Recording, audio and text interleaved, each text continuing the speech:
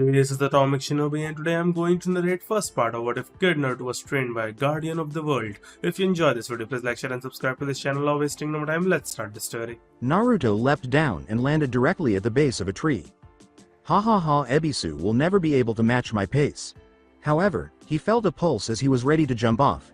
It felt far more powerful than his heartbeat. It was also the thing that caught his eye in an apparently arbitrary direction. He continued walking through the forest in the direction of the pulsing, drawn by it.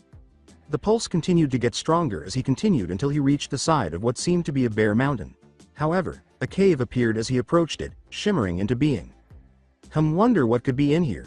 Being the curious youngster that he was, Naruto entered the cave's mouth and began to make his way through the pitch black interior. Because Naruto was only in daylight, the cave was darker than midnight beneath a rock, which led to him slamming his face into a wall. Damn it, who put a wall here? However, he was astounded by what he saw when he turned to face the wall again. The wall before him was covered in strange carvings. He felt as though the wall was draining the energy from his arm as he reached out and touched it. For all the good it did him, he might as well have had his arm nailed to the wall when he tried to remove it. As his chakra was absorbed into the wall, his arm appeared to glow. Oddly enough, it quickly became darker as more and more of his chakra was absorbed, changing from blue to purple and then to red. He started to say, "What the?" but the feeling stopped, so he swiftly took his hand off the wall. He extended his arm and flexed all of its muscles and joints to make sure there was no irreversible damage. He sighed in relief that there was nothing wrong with his arm, despite the fact that he did feel somewhat exhausted. Wow, that was weird. Better get out of here before anything else happens. He heard a huge clunk, as though a gear was shifting into position just as he turned to go. He turned his head slowly and was startled to see that the wall that had just absorbed his chakra appeared to be cracking in the middle. The door gradually opened for the boy when the crack reached the bottom of it. He sat there for a moment in awe as he watched it open completely before he decided what to do. All right, either I go away and forget about it, never to see what's inside again, or I take a chance and enter the large, dark, and terrifying room beyond. Naturally, it was obvious to him as he entered the cavern slowly while keeping an eye out for any problems. The room featured a tiny tunnel for entry, which led to a large space with a wall that curved upward toward the middle, giving the impression that the space was a gigantic dome. Intricate root-like patterns on the floor circled outward until they reached the wall, where they stopped, and the smoothed-over walls gave the space a semi-opaque appearance. A raven sat in front of him, but he didn't notice it until it cawed at him. He was admiring the unusual design of this strange cave. A little taken aback by the unexpected sound, he calmed down upon realizing it was only a bird. Oh, it's just a bird, thanked Kami. He didn't get a chance to finish his sentence before the bird began to spasm a little before bowing his head and glowing green. Hey, wait a minute, what's a bird doing in? When Naruto turned his head slightly to shield his eyes, he saw that the bird was floating in the fair and emitting green smoke. Its body changed shape as it rose, and at last a figure brandished a feathered cape and drove his stave into the ground. Wearing a red cape, the man wore a hood over his head and shoulder pads that appeared to be feathered. Additionally, the man carried a wooden staff with a carved wooden owl on the head of the hilt. He stood there in shock for a while before the birdman, whom Naruto had chosen to call, finally spoke. He made a little bow and said, "Ah, silly of me to forget to introduce myself. I am Medivh." Naruto returned the introduction after being knocked out of his daze, albeit somewhat perplexed. My name is Naruto Uzumaki. It is nice to make your acquaintance, Naruto Uzumaki." A minute or so passed in an awkward silence before Naruto questioned Medivh. "Hey, Medivh, was it? Yeah, anyway, I was kinda wondering, what are you doing in this cave?" Before responding, Medivh gave the young boy a smile. "My dear boy, I'm afraid if I told you that it would take hours upon hours, which I don't think you appreciate." Since it was the man's business and he had no right to pry into it, Naruto ignored Medivh's avoidance of the question. Naruto decided it would be a good time to go, remembering that he should be looking for a teacher because he had lost Ebisu some time ago. "Well, Medivh, it was nice to meet you, but I should be going now. I should be finding someone to teach me for the upcoming Chunin exams." Naruto turned to go, but Medivh's question stopped him in his tracks. "I would like to know what these Chunin exams of yours are, if you wouldn't mind." Naruto glanced at Medivh, who appeared ecstatic about the opportunity to gain new knowledge about foreigners. At the conclusion of the preliminary proceedings, the third Hokage gave them a lengthy speech, which Naruto chose to use in response to the question. Well, according to the old man, the Chunin exams are a test to determine if you are qualified to become a Chunin. The Chunin exams are held twice every year and are open to every and any ninja that is qualified to enter. He searched his mind for the long speech the old man had given, but eventually he managed to recall it. The exam is held in a different village every time, and he also said something about showing off our strength to the rest of the villages that come to participate. And right now I am trying to find a sensei that will teach me some cool new jutsu so I can beat Neji. Medivh asked, looking at Naruto somewhat bewildered. What are jutsu? Instead of face faulting, Naruto chose to read aloud from the jutsu scroll that Konohamaru had copied for him.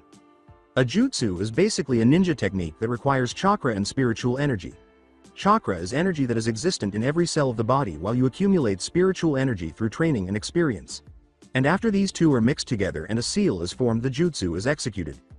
Medivh nodded in comprehension as Naruto rolled up and returned the scroll to his pocket.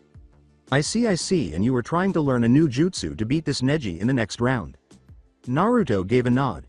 Yeah, I gotta find someone to teach me something cool, that way I can beat the crap out of Neji for what he did to Hinata.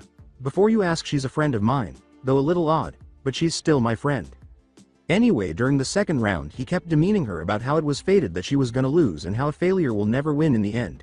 In the end she lost, but she gave him a hell of a time losing, so I want to defeat him for that. With a small smile, Medivh pivoted on his heel and began to move toward the middle of the room. Well, I'm not sure about any of these jutsu you speak of, but there are some things that I could teach you. After considering the bird thing, Naruto decided to give the man a chance even though he wasn't entirely sure what he could teach him. In any case, he would be superior to Ebisu. What can you teach me, if I may ask, Birdman? Medivh extended his hand and grinned at the moniker. He extended his hand, which was engulfed in flames, and said, my dear boy, I will teach you magic. The Birdman's words initially left Naruto speechless, but he soon recovered and grinned. He bowed to Medivh, deciding that courtesy would be the best course of action in this situation. I would be honored if you would teach me. At that, Medivh chuckled a little. You do not need to be so formal, child. Naruto chuckled and Medivh quickly followed suit, saying, wow, this is the first time I've been asked not to show respect to my elders, so it sounds really weird. Medivh had said that Naruto would have to first learn about the schools of magic after accepting the offer. Oh, and Naruto, how long do we have before your match? We have a month to train before our matches begin. Okay, since we are short on time, I will summarize each school of magic instead of teaching you every tad detail I know. Naruto nodded and started paying close attention to everything Medivh had to teach him. Now we will begin with abjuration. Abjuration, simply put, focuses magical energies to provide protection against enemies. Naruto began to pace back and forth while he talked, but he remained silent and kept listening. This protection can take a number of forms, including warding off specific types of weapons or creatures and discouraging or dispelling enemies. Abjuration spells concentrate on eliminating or hindering sources of potential harm. Medivh followed up to make sure his student understood. In his own words, Naruto summed it up while holding his hand over his chin. Okay, so basically abjuration is mainly for protection and keeping your enemies away off from you. Medivh nodded his head and carried on with his lesson, pacing as before. Next we come to the school of alteration. Spells of this school enable the caster to channel magical energies to cause a direct and specific change in an existing object, creature, or condition. Alterations can affect a subject's form, weight, location, or even his physical well-being. Naruto had to ponder this one for a moment before summarizing it because he was a little confused by all the odd words Birdman was using. Naruto was quite pleased with himself for being able to summarize it all, and he grinned broadly at his new sensei.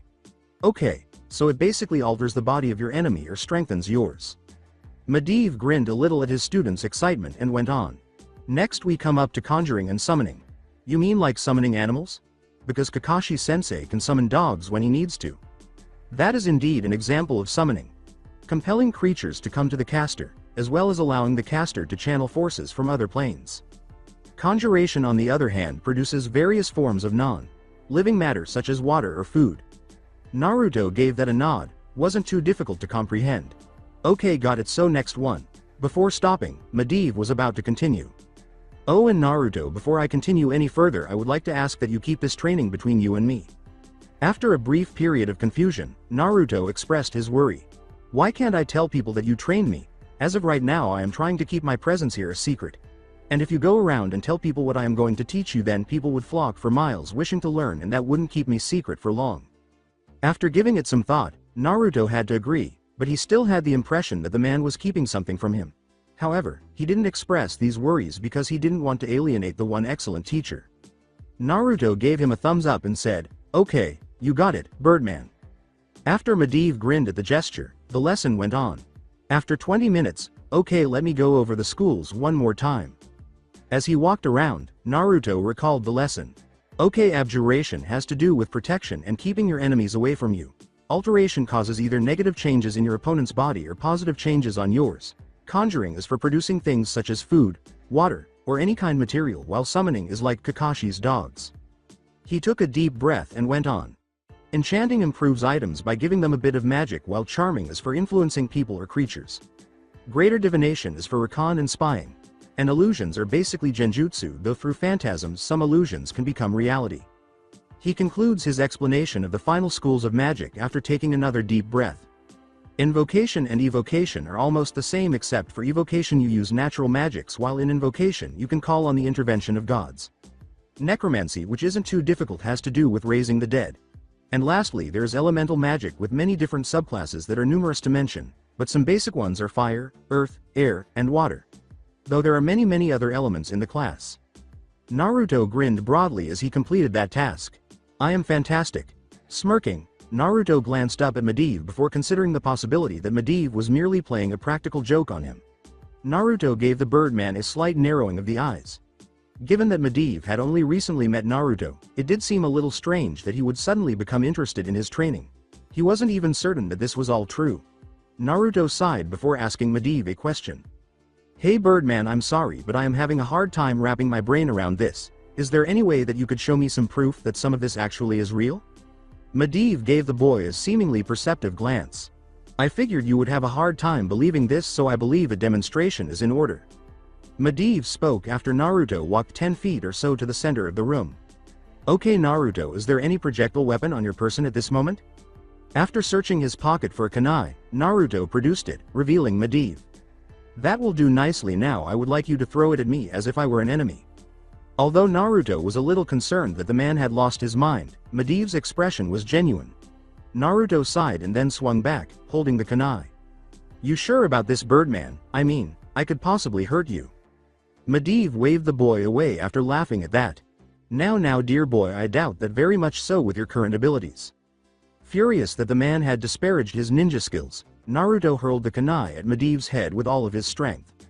Medivh appeared composed as he stood there, but the kunai struck an invisible barrier 2 feet away, bounced off, and fell to the ground a few feet away. This startled Naruto, and his expression made it obvious. Medivh believed that one more demonstration was necessary to complete the transaction. "Would you like to see another example, my boy?" Naruto nodded and shut his mouth. "Good, now I will show you an example of conjuring. Now tell me Naruto, what is your favorite food?" Without giving it any thought, Naruto yelled, "Ramen, of course." "Tell me what this ramen is composed of, and keep it simple if you would." "There is miso ramen that has miso soup in it, noodles, and some pork." "Naruto, would you look up please?" As he looked up, a bowl nearly struck Naruto, who was bewildered by this and just managed to catch it in his hands.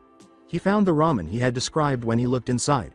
With obvious shock on his face, he tasted it and found it to be delicious. With a satisfied sigh, he slurped up the entire bowl. "Okay, I believe you Birdman. Good, now I believe we will start off with abjuration."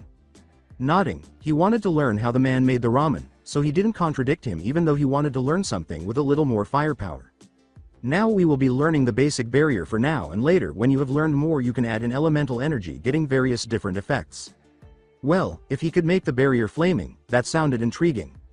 The energy that are used for spells can differ among the schools, but for abjuration this school taps into the use of mana. Mana in essence is the spiritual energy in your body. When Medivh answered his question before he did, he was going to express his confusion about how he would use mana after using chakra for so long. Now normally the spells require mana, but with protection being physical and magical issue, using your chakra might be a better choice for you. Naruto was relieved that he didn't have to learn any more intricate techniques for dissecting his energy. "Now I want you to gather your chakra and picture it inside of your body as you would see it." Naruto closed his eyes and followed Medivh's instructions, visualizing what he thought was his chakra. It sounded as though Medivh's voice was inside his head. "Coerce the energy into a barrier around you." Naruto tried to follow his instructions, assuming it would be simple, but the truth hit him square in the face.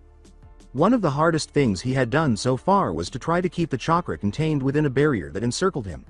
When he attempted to project the barrier outside of his body, the chakra nearly instantly collapsed. His ability to control his chakras appeared to be affected by something. Even though it didn't totally destroy his chakra control, it was still difficult. Do not get discouraged from failure, boy. As they say, you learn more from failure than you do success. Naruto took his advice to heart and kept training. 5 hours later, Medivh threw a fireball at Naruto, who was gasping for air as his barrier was destroyed. Medivh increased the difficulty of the training by making the shield resistant to elemental attacks, which allowed Naruto to finally maintain his shield without it failing. During their initial encounters, Medivh used spells on the boy and struck Naruto. Even though Naruto was aware that Medivh wouldn't harm him permanently, the spells still hurt a lot. After repeatedly being struck by elemental attacks, Naruto was able to focus his chakra sufficiently to actually halt one of Medivh's fireballs. After he cheered, Medivh launched another attack, this time more powerful than the last, and Naruto barely had time to raise his barrier. The shield only served to lessen the impact of the attack. It was unable to halt it for very long. He hit the floor after the blast knocked him off his feet. His training proceeded as follows. After Naruto successfully repelled an attack, Medivh would increase the power. This allowed Naruto to rapidly improve his skills and gave him plenty of motivation to keep going. Naruto swiftly threw up another barrier, this time trying to condense his chakra so he could fit more chakra into his barrier and withstand more damage, as he noticed that Medivh was getting ready to throw another fireball. Medivh chose to test Naruto with his standard fireball, which was incredibly potent in Medivh's case, after noticing that the power in Naruto's shield had increased significantly. Naruto prepared for impact as he cast the spell, and he was not let down. Amazingly, Naruto's barrier remained intact despite the spell's sufficient force to send him flying backwards and into the wall. Naruto got up on his hands and knees, a little shaken but unhurt. When Naruto heard clapping, he was on his hands and knees. When Naruto looked up, Medivh was clapping at him. "Excellent progress, my dear boy, you have done very well with this spell. Normally if that barrier wasn't up you would have been incinerated on contact." Naruto was applauding his achievement aloud, even though Medivh sounded a little too excited about the possibility of almost killing him. Then Medivh approached the boy from behind and touched his shoulder. "Now my dear boy, I believe you should probably be heading home now because tomorrow we will continue our training, and if you do well enough I may teach you some elemental magic." The blonde was excited by the possibility of something destructive, so Naruto screamed and fled the cave. "See you tomorrow, Birdman." Medivh then reached a conclusion as Naruto's silhouette disappeared from view. Medivh took a step back and vanished with a flourish of his cape, saying, "He definitely is the one." Naruto ran across the village, jumping from rooftop to rooftop, until he reached his run-down old apartment. Naruto entered his kitchen through the window and brought a pan of water to a boil. His shadow clones helped clean up his apartment, so it wasn't too bad. His living room featured a couch and an armchair, as well as a small table in front of the couch so he could place his feet on it when he wanted to unwind. His kitchen was surprisingly tidy. His bedroom featured a queen-sized bed, a dresser at the side of the room that housed all of his clothes, and a nightstand with his Team 7 photo on it. His room had a door that led to the shower and bathroom. Naruto, exhausted from the training day, hurriedly finished preparing his ramen so he could rest for the training the following day. When Naruto noticed the pot steaming, he went over, filled his ramen with water, and waited for a minute for it to be ready. Naruto began to consider the future as he sat there for a minute. "I wonder if Medivh will continue to train me after the Chunin exams. I shouldn't get my hopes up, though, because they will be over and he might have to leave. Until then, the only thing to do is to maximize his training." Naruto hurriedly finished his ramen and went to bed, trying to sleep, feeling a renewed resolve to absorb all that Medivh had to teach him. The activities of the day had taken over after a few minutes of restlessness, and he dozed off deeply. At approximately 8:45 a.m. the following day, Naruto hurriedly prepared some instant ramen before leaving the window and heading to the cave. Attempting to recall how he dashed to his previous location before detecting that pulse. In relation to that, Naruto mentally noted that he should ask Medivh about it later. He returned to the location of the cave after reaching the base of the tree where he had previously landed. It took him some time to search through his memory, but at last he arrived at the well-known mountainside with the cave on it. Naturally, he couldn't see it until he entered the cave's mouth. He proceeded through the cave until he came to the wall once more, where he placed his hand and waited for his chakra to be depleted. However, it didn't, and as soon as he touched the wall, it began to slide open. As Naruto entered, he noticed Medivh waiting for him. "Ah, you are back early this time." Well, let's not waste time with words, let us start to try and get you able to create your barrier while on the move. I want you to slowly walk around the room and create your barrier from yesterday, and I want you to keep training until you can sustain it as you walk. Then once you are able to do that, you will move up to jogging, then running, and so forth. With a nod, Naruto started his training. The idea was essentially the same, but he had to build it while moving and maintain its shape and strength. With the shield continuously shifting into different shapes for varying lengths of time, it was obviously more difficult than it appeared. Naruto was able to construct his shield while moving, and it didn't impede his movement after a few hours of drilling. Okay my boy, that is the basic barrier spell, and it will strengthen as you use it more and if you condense more chakra into it. Now we will move on to an elemental attack which will come in handy. Naruto listened with rapt attention as he finally got something useful out of the Birdman. Now I will be teaching you a spell that involves gathering the electrical energy inside of your body and releasing it into a concentrated burst of lightning. The idea of mastering this attack had Naruto practically jumping up and down. Now I will need to show a test for this spell, so watch closely. Medivh raised his hand and gestured toward a wooden test dummy that was standardized in the middle of the room. Medivh took a few steps back, put on a mask of concentration, and held out his palm. Naruto's body began to tingle as his hand began to cackle with electricity after a short while. Although the attack happened almost instantly, the consequences were disastrous. The wall behind the dummy Medivh had conjured was cratered in about 2 feet, and the dummy itself was now nothing more than a heap of ash. Okay my boy, now for the first part of learning this, we will be gathering your chakra and turning it into electrical energy. It may sound simple, but do not underestimate its difficulty. Naruto nodded, closed his eyes, and focused on his chakra while holding out his hard palm. It was much harder than the barrier spell to try to concentrate the electricity on one spot, let alone bring it out of his body. He eventually succeeded in getting a spark to emerge from his hand after several attempts. Even though he was disappointed by the lack of success, he persisted. Throughout the day, Naruto's progress with the spell was gradual. Once more, Naruto had the odd impression that something was impeding his capacity to create chakra as effectively as possible. Sensing the boy's mounting annoyance, Medivh raised his voice.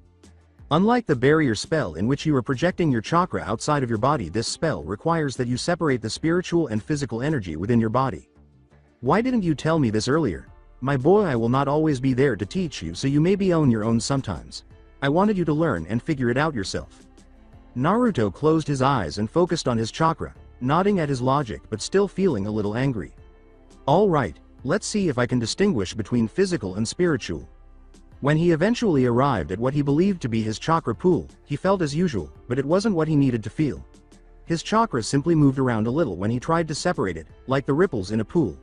It only got a little worse when I became a little frustrated. This is really difficult, and it's really annoying me. Reflecting on what Medivh had said, he realized that it became more difficult for him to regulate his chakra the more he let his emotions out. In order to relax, Naruto visualized a peaceful setting where he could relax. Naruto found inner peace after he calmed down and gave it another go. Getting much better results this time. Soon after, the chakra within his body began to rotate counterclockwise. Building on this, Naruto maintained the circle and controlled his emotions. Naruto could feel his chakra being pulled further in half as it continued to churn. He was instantly reminded of the yin-yang symbol by the pool of energies. After a while, he decided that the distance between the various energies was sufficient and let go of his inner energies.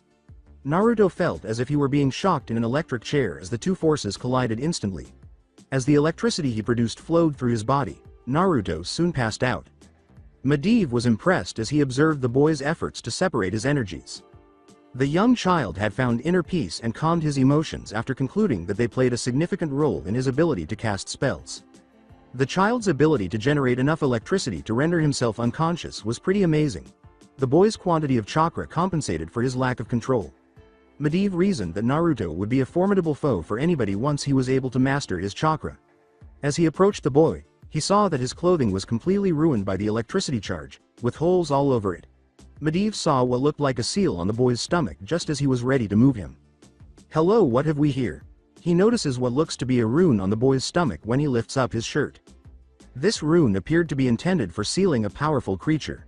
The seal was an 8 trigram seal with a line that wound around Naruto's navel in a repeating circle. A 5 trigram seal surrounded the 8 trigram. Medivh, who was well versed in runes, reasoned that the placement was probably done by an adversary to interfere with Naruto's chakra control. In awe of Naruto's ability to cast the barrier spell, Medivh was ready to take off the seal that was preventing him from controlling. Medivh focused on the seal before him, opening his hand and placing it over the 5-pronged seal. Magical runes hovered just beneath his fingertips, gathering energy into them. After finishing, Medivh inhaled deeply before inserting his hand into Naruto's abdomen. The 5-pronged seal dispersed almost instantly, and Naruto was roused from his slumber. Naruto, gasping for air, saw Medivh standing above him, gazing down at him. At first, he had trouble remembering him because he was still a little dazed from his spell. "Birdman? Is that you?" Medivh replied with a small smile. "Yes, Naruto. How are you feeling? I feel like Kakashi-sensei hit me with his Chidori." Medivh quickly responded to Naruto's upcoming inquiries while nodding in agreement with the explanation. "Well, child, it appears you have a good grasp of what you must do now. Your only problem was you did not provide the energy a specific direction to go. By letting the energy collide without providing a route out of your body, the collision of energy was more like a bomb going off inside of you rather than controlled energy. Okay. So I'll need to learn how to control the lightning and release it of my body." "Not quite. It is more like guiding the energy rather than controlling it. For you see, if you try to control the energy and you allow it to go through your heart, the shock could stop your heart and kill you." Unconsciously, Naruto swallowed and recalled that he should never allow electricity to enter his heart. "So now that you know the basic principles of it, I believe it is time to increase your control over your chakra." Despite his internal groan, Naruto recalled what Kakashi had forced them to do. "Are we going to be climbing trees again? Climbing trees? Indeed, Kakashi. Sensei forced us to climb trees without using our hands in order to improve our control. We were able to walk on water by maintaining a steady flow of chakra into the tree through our feet." Medivh had an idea after receiving this new information from Naruto. "I have a suggestion for an exercise you could do, boy. I want you to do it on water, but you'll be applying the same ideas as your tree climbing." Naruto had seen ninja walk on water more than once, so he thought that would be a good exercise. "Okay, Birdman, and when I do, I'll finish learning that lightning technique." He ushered the boy out of the cave while giving him a pat on the head. "Good boy, now run along. Now be sure to find a body of water big enough for you to use." Naruto turned and bid Medivh farewell as he ran out of the cave. "See you tomorrow, Birdman." As Medivh watched him leave, his expression darkened as he considered what lay ahead. He will have a bigger impact on both worlds than he realizes. After making his way to the hot spring via hop, skip, and jump, Naruto paid to enter the outdoor bath and proceeded to a spot beside the bridge, where he gazed down at the water as though it were his eyes. All right, it shouldn't be too difficult. Naruto tried to walk on the water by gathering his chakra into his feet and maintaining a steady flow, but he fell after just one step. Additionally, the water was extremely hot because it was in a hot spring. Yow! Naruto leapt out, his clothes soaked to the gills, the water scorching hot. Okay, that was not an enjoyable bath. Gotta press on though, or else I won't be able to learn Birdman's techniques. Naruto persisted in trying different strategies to stay afloat until he eventually succeeded in maintaining one foot on the water without sinking. He tried to take another step after that, but his incorrect chakra adjustment caused him to fall in again. Kuso. This is getting really annoying. Naruto quickly centered himself and calmed his emotions by recalling his conversation with Medivh. Naruto managed to concentrate enough chakra to stay afloat when he stepped back into the water, his foot helping him stay firm, but as soon as he was completely submerged, his chakra wavered and he fell in. And for roughly an hour, Naruto kept falling in while trying to take baby steps. Naruto was about to try it again after pulling himself up when he heard a dispute in the distance. "I will not allow any shameless acts in my presence." There was a poof and a slam nearly 2 seconds later, and then silence. Naruto decided to investigate, so he got up and moved toward the chaos. As Naruto arrived, he saw an elderly man with long white hair, hermit clothes, a large scroll on his back, and Ebisu face down on the ground, likely unconscious. Well, either this guy is really strong to defeat Ebisu, or Ebisu is just bad. I'll go with the latter and say he's bad. Even though he might be able to assist me in controlling my chakras. Naruto attracted his attention by approaching the recluse in a manner that was appropriate for him. "Hey pervert on the frog." At that, the alleged pervert's face jumped and gave the shout back. "Who the hell are you calling a pervert, you brat? The one who is peeping into women's baths, that's who." When the women in the hot spring heard this, they immediately covered themselves and fled, yelling that someone was a pervert. "Ah brat, why did you have to go and do that? You just ruined my research." "Research? He reached into his shirt pocket and took out a book that Naruto appeared to recognize. At last, he remembered where he had seen it. Icha Icha Paradise, with an orange cover. Hey, that's the book Kakashi Sensei used to always read. Ah, so you've met a fan of the novel. My book must be quite popular. You mean you're the one who writes that? Jiraiya flips his hair back over his head as he begins his lengthy introduction. At the end, he poses on top of the toad's head and declares, I am Mayuboku Mountain's monk of the frog spirits. Also known as the Toad Sage. Otherwise known as Jiraiya of the Sannin. Naruto starts to nag the so-called sage to train him after a drop of sweat forms on his head.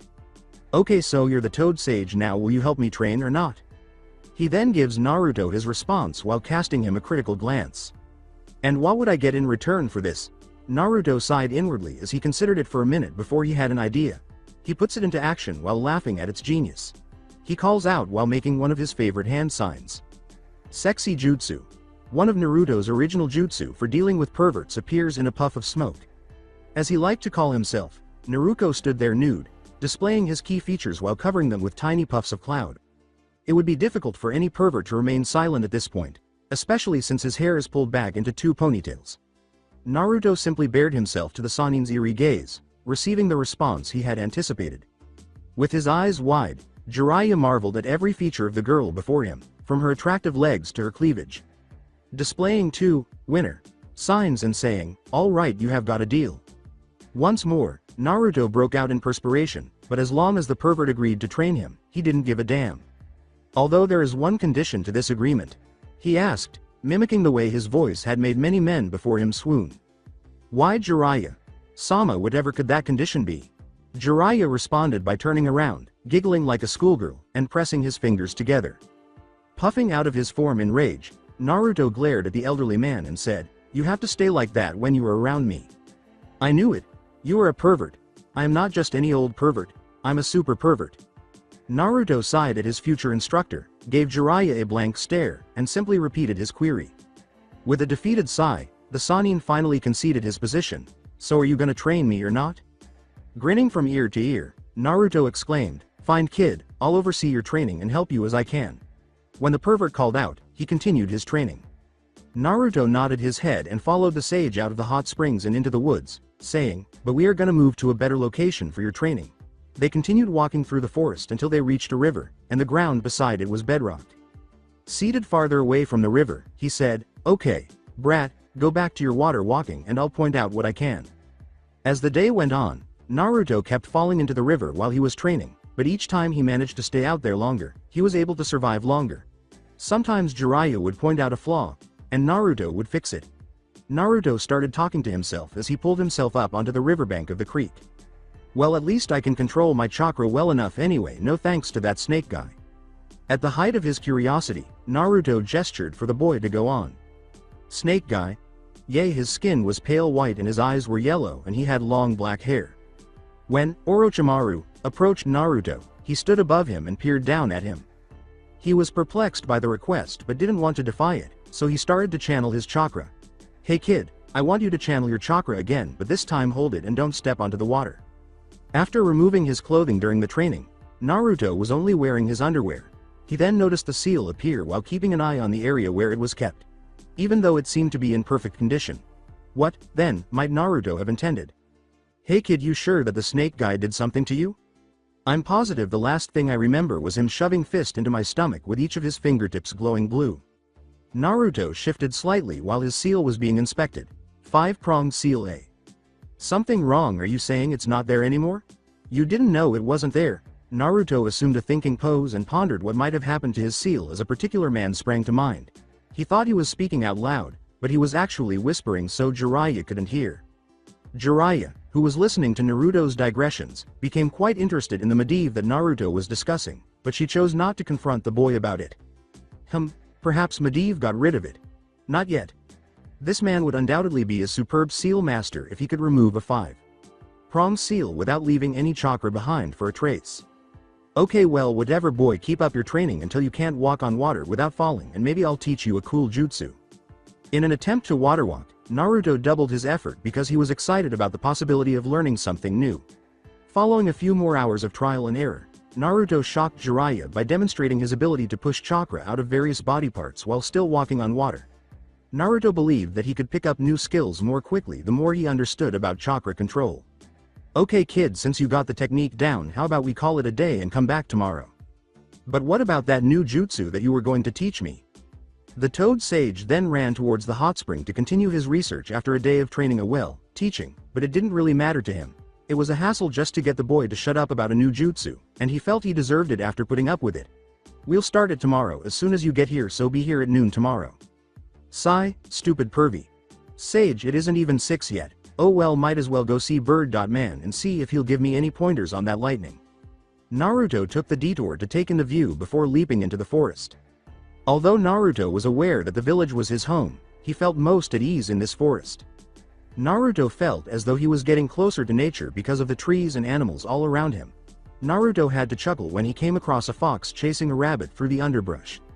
The rabbit eventually outwitted the fox and fled, leaving the fox standing there still scanning the area. The fox struggled to capture the rabbit.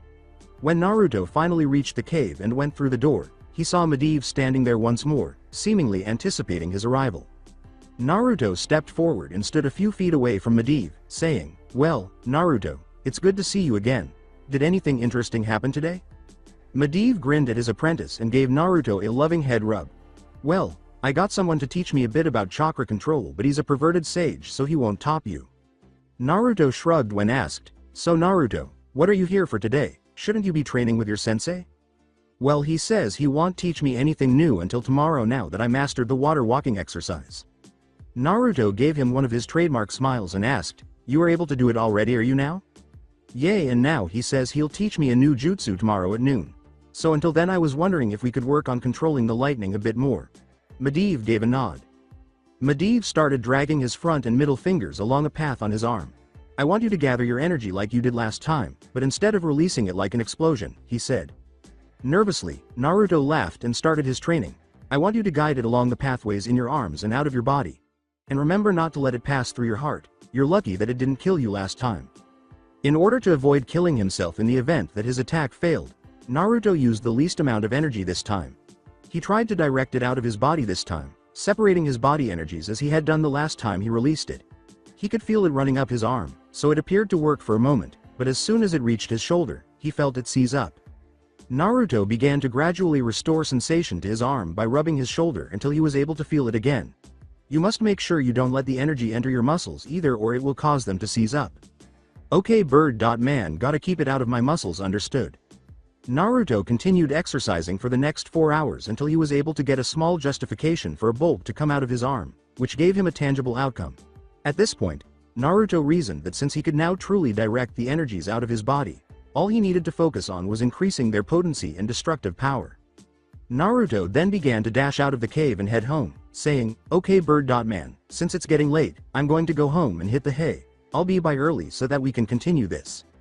As Naruto departed, Medivh kept waving softly, saying, "Okay, my boy, see you later." Naruto went to bed excited for the new jutsu that the pervertee sage was going to teach him after having a quick dinner of ramen. He slept with visions of destructive jutsu racing through his mind. Jiraiya, on the other hand, watched in silence from the window of the apartment next door as Naruto slept, thinking about the day that Ebisu approached him. Jiraiya shrugged, deciding there was no need to inform his old sensei that he had returned yet. "So it seems you finally came back to the village, Master Jiraiya. When are you gonna tell the Sandaime that you have returned?" Ebisu looked shocked for a moment before regaining his composure. "There is no rush for him to know yet, and I will be busy training the boy to summon." Jiraiya shook his head and said, "Master Jiraiya, you mean you're not here to find Orochimaru?" Ebisu was now babbling about how only a Sannin could defeat a Sannin, adding, "No, I don't plan on getting involved with the likes of him again." Jiraiya chose to enjoy the evening despite everything. Despite the fact that it was the middle of the night, he could see the village clearly because the moon was out and full. Additionally, there was a slight breeze that slightly rustled his hair. These kinds of moments served as a reminder to Jiraiya that home never truly leaves you, no matter what happens, regardless of how you live there. Ebisu eventually gave up on persuading Jiraiya and took a reflective stroll home. Jiraiya let out a sigh at the man, but she was unable to hold it against him. He was attempting to protect his house, after all. This time, Naruto got up early to visit Medivh before training with Jiraiya. Naruto changed into his typical jumpsuit, made a quick meal of instant ramen, and headed to Medivh's cave to continue honing his technique. Naruto quickly reached the cave by following the typical path, and upon entering, he saw Medivh in a lotus position. Sensing the ideal moment for a practical joke, Naruto crept into the cave, slipped behind Medivh, and inhaled deeply before Medivh opened his eyes and began to speak. Naruto, embarrassed that he had been caught simply whistling, asked, "Why hello boy, and what may I ask are you doing?" Medivh rubbed his beard and left his meditative position. "Well, before I go to Pervy Sage for training, I wanted to ask if there were any ways that I could make my lightning more powerful."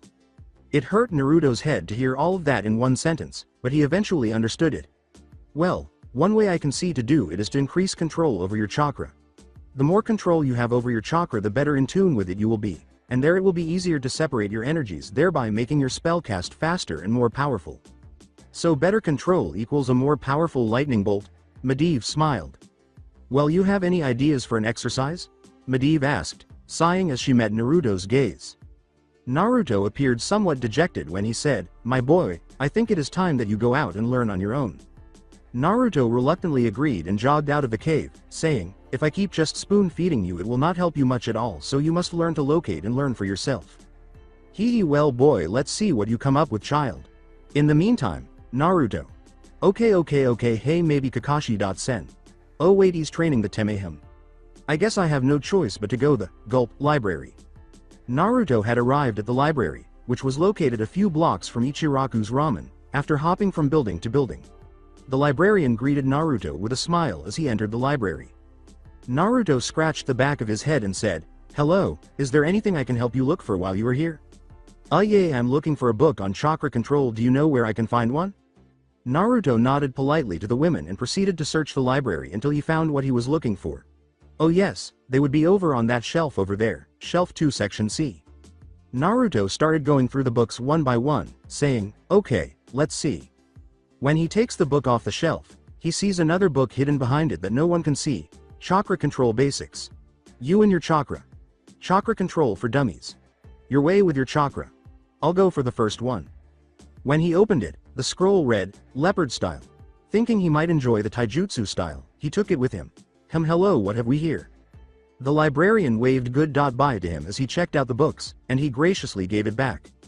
He makes the decision to go to his team's training facility and gets there in a short while. He sits down and opens the chakra control scroll to see what the first tip is. Using water walking to practice your taijutsu is a great way to accomplish 2 goals at once. After gaining the point, Naruto begins studying this so-called leopard style by opening the other scroll. He opened the scroll and saw that the style was quite distinctive. "Why block when you can hit?" was the scroll's definition of the leopard style, and Naruto's attitude of charging in and hammering the opponent was almost ideal for it. He read in the first set of instructions that using this style required extreme conditioning. The water walking and some of the scroll's ideas would undoubtedly help him.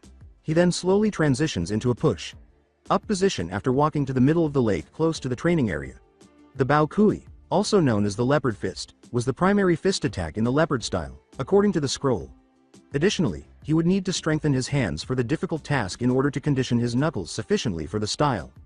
For the next few hours, Naruto would keep working out by doing push-ups on the water and punching a tree every so often to avoid breaking his fingers in this way. He stopped working out around 15 minutes before noon. Naruto felt as though he could go to sleep immediately after working out for almost 4 hours. And to think Bushy Brow consistently does this. As he examined his knuckles, he saw that the constant practice and flow of chakra had left several bruises and calluses along the ridges. "Well, before Pervy Sage decides to disregard my training, I had better get to him." He sees him looking through a bush at women in a pond a short distance away as he makes his way to where they were yesterday. Feeling a little annoyed that he was merely snooping around once more, he cautiously approached the sage from a few yards behind and checked his aim. He moved slowly and dramatically until he was directly behind the pervert, at which point he kicked Jiraiya out of the bush and into the lake that was already occupied. Jiraiya, who is currently distracted by the women, was unaware of Naruto's presence until he was launched into the air and landed in the pond. He felt remorse as soon as he raised his head above the water because the women fled screaming as soon as they saw him, depriving him of motivation. In the meantime, Naruto was giggling uncontrollably at his amazing kick. Naruto crossed his arms and glared at Jiraiya, asking, "Brat, why did you have to do that?" Jiraiya started crying like an anime character when she said, "You should be teaching me not to look at women." Naruto shrugged and said, "What am I supposed to do now, brat?" Motivated by the opportunity to do some more spying, Jiraiya was ready to start the brat's summoning training when he noticed Naruto's knuckles. "Sooner you get done training me, faster you can go back to your research." Naruto held up his left hand and showed the sage, "Hey kid, what did you do to your hands?" "I was kind of going overboard with training earlier." Naruto chuckled nervously and scratched his head several times. Jiraiya was worried about the child's hands, but he didn't think there was any reason to push it because the child appeared content with it. "Okay kid, let's get to that summoning contract." 7 hours later. As he left the hospital, Naruto rubbed his aching hands, which he was using to hold onto Gamabunta, and said, "Damn, I am not summoning Gamabunta for another long while." He was eventually permitted to call forth Gamabunta and every toad beneath him after passing the toad boss's test. Additionally, the conversation he had with a particular fox in his head turned out to be quite fascinating. A flashback: Jiraiya had shoved Naruto into the crevice, and he was falling into it when he appeared out of nowhere in what appeared to be a sewer. Naruto got up from his butt and stood up, wondering where he was, but then he heard what sounded like a growl, and the hairs on the back of his neck suddenly stood up straight. Like the red chakra he used previously, he senses a certain malevolence in the air as he walks down the hall. He turns left down what seems to be a random hallway and hears the growling grow louder until he eventually comes to an open space. The gate, easily 3 stories high, stands in the middle of this room, looming over Naruto. "What the?" But before he could say anything more, a presence appeared inside the gate, staring down at him with a pair of blood-red eyes and a giant row of teeth. Naruto would confess to himself that he was terrified of the creature behind the cage, even though he wouldn't say it aloud. "Kami, this thing is huge." The creature's voice startled him out of his reverie. "Come closer, Lil One." Naruto moved cautiously forward until he was only a few feet away from the cage when a huge claw appeared out of the shadows and struck the cage, almost impaling the prisoner. It goes without saying that Naruto stumbled back in terror as a result. "I will take great pleasure in killing you and devouring your soul, but this accursed seal stands in my way of my freedom. So why have you come, mortal? It would be nice if you would let me feast on your marrow." Naruto gave his prisoner a fierce look before launching into his tirade. "Okay, you stupid fox, I need your chakra or we are going to die, so pay up now." With a wild smile, the kitsune laughed, sending a chill down Naruto's spine. "Well, I suppose I can't kill you. After all, if you die then I die. Your courage is most impressive, boy, for that I will loan you my chakra." The water on the ground began to ripple in front of the cage even before Kyuubi no Yuko had finished speaking, and shortly after, the chakra faded and encircled Naruto. Naruto felt both suffocated and empowered as it wrapped itself around him like a straitjacket. "Oh, and kid, before you go, be watchful of your sensei. There is more to him than meets the eye." Final flashback. Naruto recalled the fox's words as he walked slowly in the direction of the cave. What could make a demon want to date a human? It appeared that the fox had some knowledge about Birdman, but he was keeping it to himself in order to play with his container. I'll probably tell Medivh about the fox as well, and I'll ask him about that later. The idea of telling Medivh about the fox made Naruto feel absolutely uneasy. He felt a connection to his sensei for some reason. That it wouldn't matter to him if he told him about the fox. Similar to a pair of peas in a pod. "Yes, I have decided that I will tell him." Naruto arrived at the cave and entered as he usually did, stumbling slowly along the same route. Naruto placed his hand on the door and entered, finding Medivh in the same meditative pose as before. In an attempt to overcome his biggest obstacle, he decided to speak up, but Medivh spoke before him. Medivh turned to face Naruto, never leaving his spot, and asked, "Why hello there, my dear boy, are you going to work on controlling the release of energies tonight?" Medivh turned to face Naruto and gestured for the boy to continue, saying, "Well, actually there is something I've got to tell you." Naruto took a deep breath to calm himself before he started, saying, "Well, I'm not exactly sure how to say this, so I am just gonna come out and say it. I have the Kyuubi no Yoko sealed inside of me." After he said that, nothing changed. Naruto simply stared back at Medivh as he gazed at the boy. They appeared to be gazing into each other's souls. Naruto's face jumped when he asked, "What's the Kyuubi no Yoko?" "Well, he's skilled at ruining the atmosphere." "Well, the Kyuubi is a giant fox demon that attacked our village 12 years ago before our leader, the 4th Hokage, sealed him inside of me." Medivh looked like a child who had just been given a treat. I see, so here you have animal demons. Most interesting. I was wondering what kind of demon it was, but this is definitely something I have not encountered before." Naruto was taken aback by what Medivh said. Medivh shook his head and said, "Wait, so you mean you knew I had the Kyuubi sealed in me?" Naruto had a hunch, but he wanted to confirm with Medivh first. "No boy, I did not, but I could feel the demon's chakra ever so slightly emanating from you. It must be a creature of some power for me to be able to feel its presence even behind the seal." Medivh looked at his pupil admiringly and asked, "Were you the one who removed that thing the snake did to my stomach?" Although Naruto was a little annoyed at his insult to his intelligence, he did recall that his control had increased significantly after that, now that nothing was interfering with his chakra. "Why, my boy, your mind is finally starting to tick. Well, anyway, yes, I was the one who removed it from your stomach. And it looked like it helped wonders with your control." Looking off into the distance, as though he were peering into the past, Medivh responded, "Hey Medivh, I have one more question. How are you able to sense the demonic chakra emanating from me while others have to wait until I use it to feel it?" Naruto didn't mind the secrecy because he had been keeping the fox a secret from his friends since the moment he became aware of it. "My boy, I'm sorry, but that is going to be a story for another time when I feel you are ready." Naruto brought his knuckles to his face, just as he had done with Jiraiya before, and said, "Now, my dear boy, I have a question to ask you. What did you do to your knuckles?" Naruto considered other explanations but was unable to come up with one. "Well, I found a taijutsu scroll in the library while I was looking for chakra controls, and I don't know how to explain it, but it felt right. I'm not sure of any other way to say it. Success is often the result of taking a misstep in the right direction, my dear boy." 1. Naruto smiled at Medivh and put his hand down again. "All right, bird.man, let's start my training." Medivh grinned at the boy's enthusiasm and got started. The boy's abilities had improved significantly over the past 2 weeks. Naruto's skill level had increased dramatically as a result of both his private taijutsu training and his training with Medivh. Additionally, if he ever found himself in a tight spot, his summons would be useful. He had just finished his training with Medivh on the eve of the finals. Medivh nodded at the boy and said, "Okay, bird.man, I'm going to go get some sleep because tonight is the last night before the exam." "Okay, my boy, I wish you the best of luck with your examination tomorrow." Naruto straightened himself one final time, recalling everything Medivh had done for him. Medivh laughed heartily and said, "I thank you, sensei, for training me." Naruto loosened his posture a little and said, "Boy, I've told you before that you have no reason to be so formal with me." Medivh rubbed Naruto's hair lovingly and smiled heartily, saying, "I know, just doing it one last time, hee."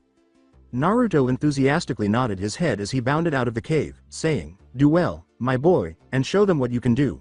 Medivh, alone once more, sighed. I hope he is be ready for the hardships ahead. In the meantime, Naruto was rolling around in bed in an attempt to fall asleep, but it was ineffective because his mind was constantly racing with ideas about tomorrow's match. So many visions of him defeating Neji raced through his mind that he eventually sat up and made the decision to take a walk. He put on his regular clothes, went through his apartment, and left. Naruto ended up walking to the foot of the Hokage mountain after wandering aimlessly through the village. Naruto could see the faces of the former Hokages gazing off into the distance as he looked up there. First the Hokage, then the second, then the old man, and lastly the fourth. Naruto no longer harbored any negative or positive feelings toward this Hokage. He respected this man for having given his life to protect his home and the people he loved, but why would he instill it in him of all people? He had been plagued by this question for the majority of his life, and no one was willing to provide him with a direct response. As though he were concealing something from him, the old man would even sidestep the question when he asked it. Given Naruto's aptitude for reading, it was obvious that Sarutobi was anxious whenever he posed that query. Naruto wished his Jiji would be a little more forthright with him, but he never forced the issue. After finishing his thoughts, Naruto moved to the mountain's side and began climbing to the summit. It took him roughly 15 minutes to walk all the way up there, following the path that was made to aid in the carving of the faces. Naruto crossed his legs and sat down at the fort's head. Naruto's favorite pastime had always been gazing out at the village, particularly at nightfall or at midnight when the moon was full and the sun was setting. He had always been able to unwind and feel purposeful at the same time because of this. He had people to keep safe here. His potential future was right here. He had a home here. I have a responsibility to keep these people safe, my dear people. Leaning back and taking in the beauty of the night sky, Naruto considered the Chunin exams as the first step toward his ability to defend his family. His eyelids grew heavier as he gazed up at the night sky, and eventually his body gave out and he dozed off on top of the mountain. Both civilians and shinobi crowded the stadium to watch the Chunin exam finals. Ridge cages were taking their seats in the stadium just as the sun was rising. Tension increased in the stadium even though the games were about to start. Exams were about to begin, and 3 contestants were missing. Who wouldn't feel a bit anxious? Shikamaru stood there looking around the stadium as though he was looking for something. Many people are definitely missing today. Sasuke, Naruto, and even that one guy who makes noise. What a drag. Naruto sneezed as he awoke from his restful sleep, still somewhat dazed from his loopy phase. Naruto reached into his pouch and took out a small watch he carried with him in case he needed to know the time while on a mission. How, where am I? Oh yay, I fell asleep up here. Wonder what time it is. Naruto gathered the time by idly examining the 2 hands. Still feeling gloomy, Naruto lay down to rest until he remembered that his match started in 3 minutes. 10:57. Huh. I guess I still have some time, he said. Naruto jumped up like a heroin addict and checked his clock to make sure it was accurate. Naruto briefly lost control of himself and began running in circles and yelling incoherently, saying things like, crap, it is right.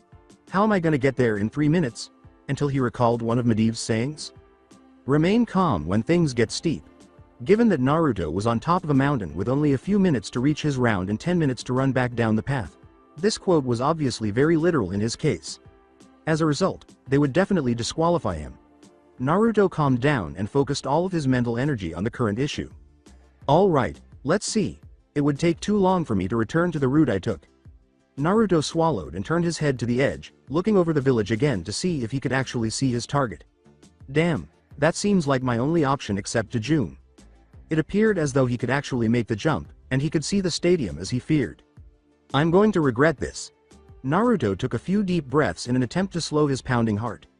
Even though Naruto doesn't have a fear of heights, he wasn't foolish enough to jump off a mountain that was several hundred feet above the ground just for fun. He therefore did not wish to repeat this experience. Naruto called forth 2 shadow clones and instructed them on what he wanted them to do. The clones looked at him like, are you a stupid fool?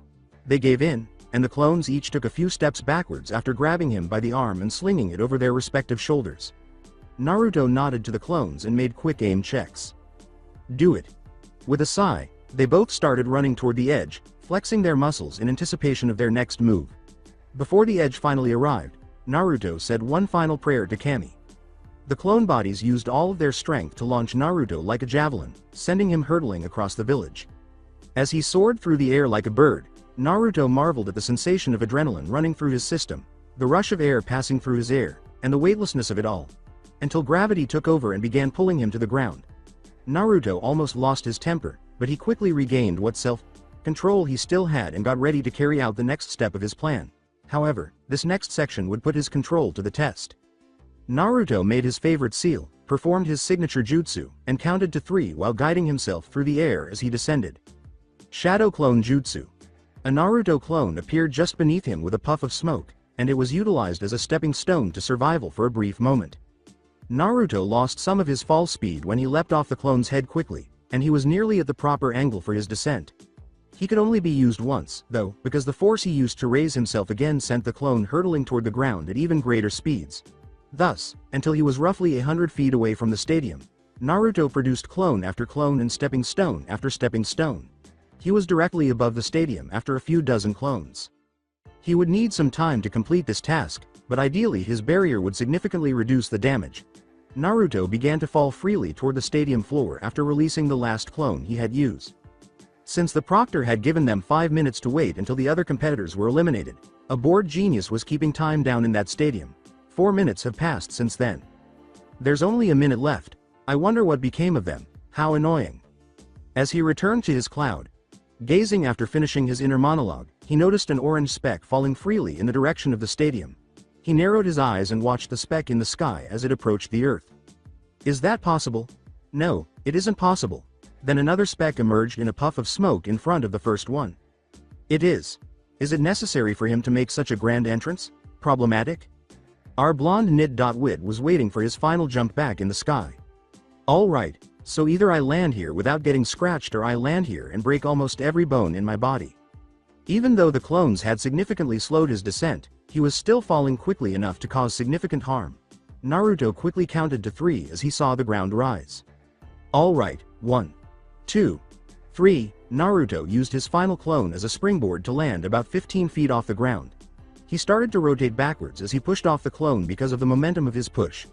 Naruto quickly turned his stumble into a backflip by improvising and using this momentum. Naruto barely got his barrier in place and himself upright before he hit the ground, still falling to the ground. Crash. Anbu were preparing for whatever it might be, with a boy in a crater in the center of the stadium nearby, but they were stopped when the Sandame waved them away because they had witnessed similar explosions in the past. However, the sudden and dramatic appearance of the orange blob left the audience perplexed. Ino, Sakura, Hinata, and Kiba were among the crowd members. Kiba began yelling about it while Bear, toot. Does he have to make a bang when he shows up? Sakura, meanwhile, was happy that her teammate had come to his game, even though she was a little annoyed that he was cutting it close. Just like Naruto to show up at the last minute, though it isn't like Sasuke to miss a match of this importance. Ino nodded her head in agreement. Yay, but his match isn't until later, so I'm sure they will make an exception for him. Hopefully. Naruto opened his eyes to discover that he was kneeling, still unsure if he was dead. Well, since I'm still alive, I assume I made it. Naruto got up and noticed that everyone was staring at him. Am I disqualified? The proctor shook his head and continued to chew on his twig, his perspiration dropping. Nope, you were actually right on time, so get in line, shut up and wait for the Hokage to begin the finals. Naruto nodded and moved forward, albeit shakily, to stand beside Shikamaru. Shikamaru sighed and shook his head as Naruto arrived. Troublesome. When the Hokage realized the time had passed, he stood up, inhaled deeply, and started his introductory remarks.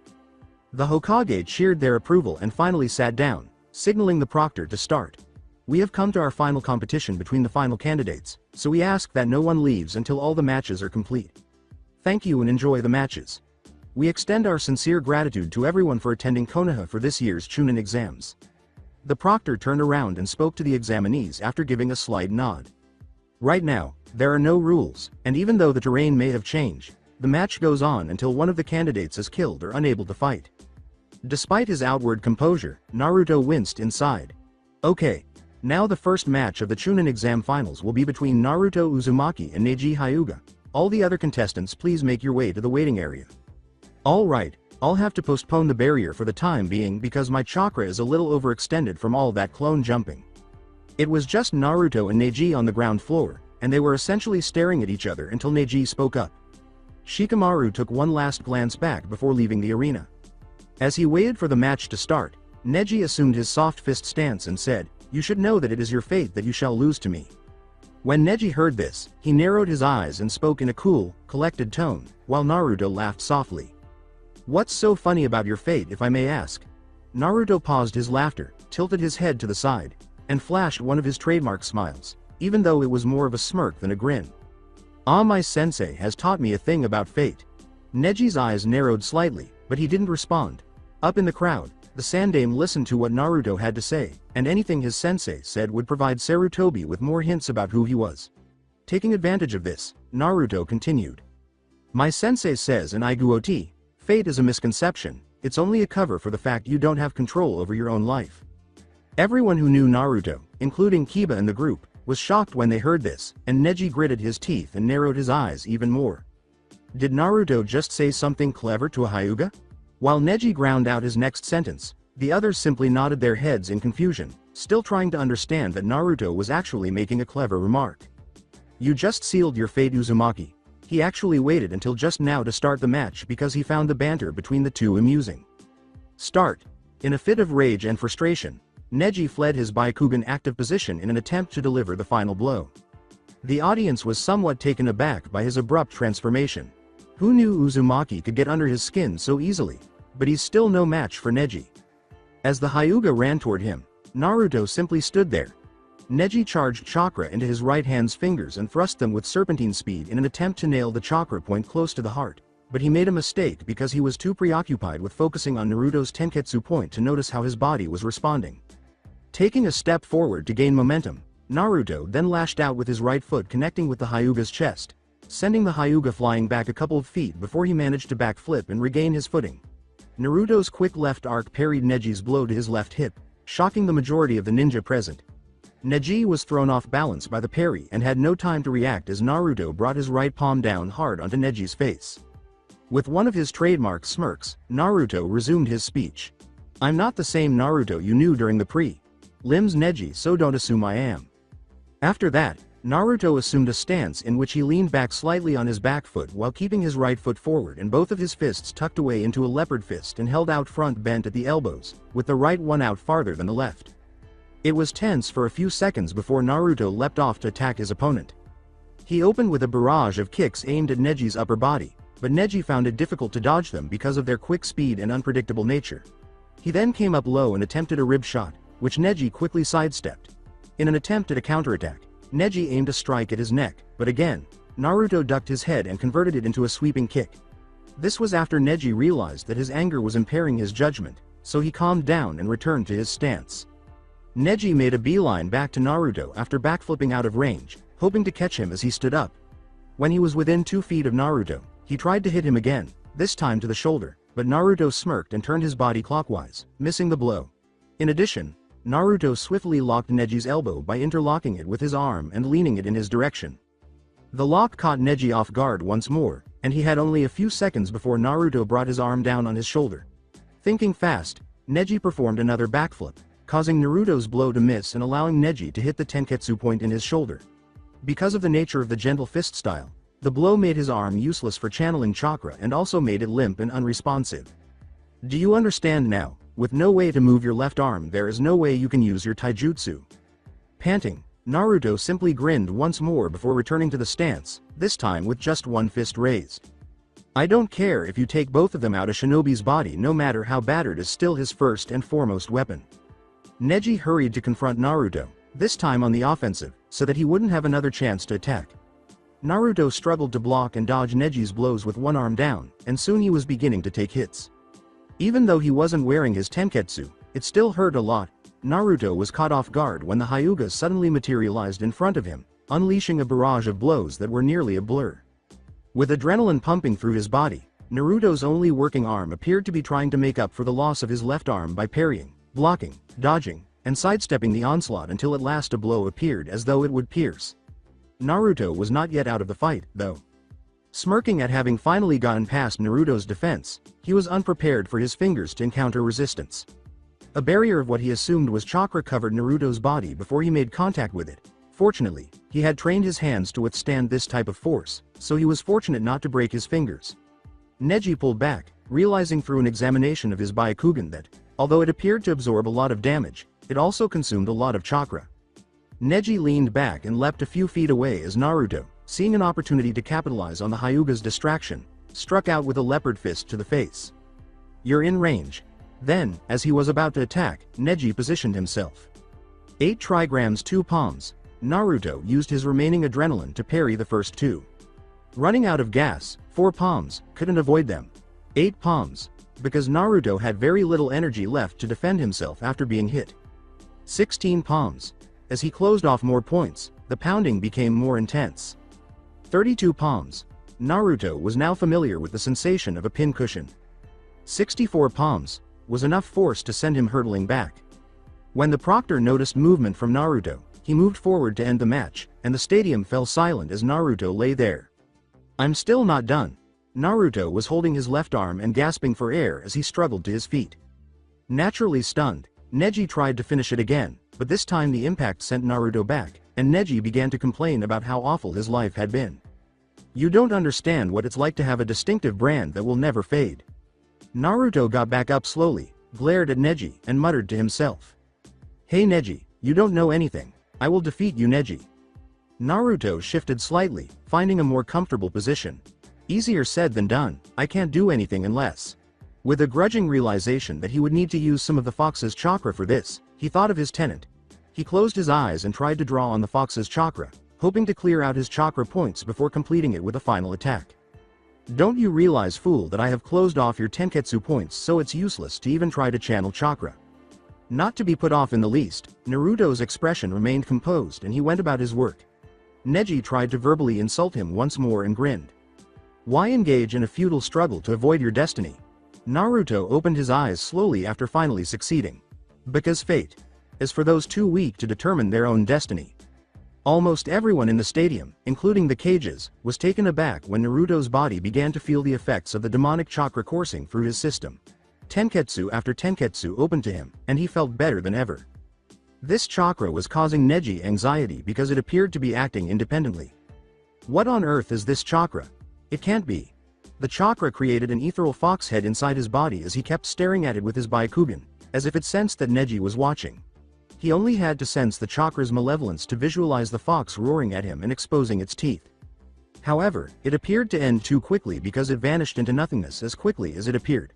Baffled Neji was also relieved when Naruto assumed a new stance, holding his right arm diagonally above his head with his middle and pointer fingers up, while his left arm did the same, but it was across his chest rather than above his head. Neji was about to dismiss it as useless once more when his Byakugan's gaze showed that Naruto's chakra was flowing once more. His eyes widened, and he hardly had time to look before Naruto's chakra appeared to be separating. With his chakra growing stronger and stronger, Naruto kept separating in anticipation of the final clash of energies, and still furious with him for insulting him and Hinata, he felt obligated to give the Hyuga the most shocking shock of his life literally. This time, however, Naruto used his anger at the Hyuga's action in a controlled way, and he was not the only one who noticed that his body was tingling all over from feeding more chakra to separate. The ground beneath Naruto's feet wasn't spared as cracks appeared around his feet as he gathered his energy. As seconds passed, more and more jolts of electricity began to spark in random directions until finally his entire body began to crackle.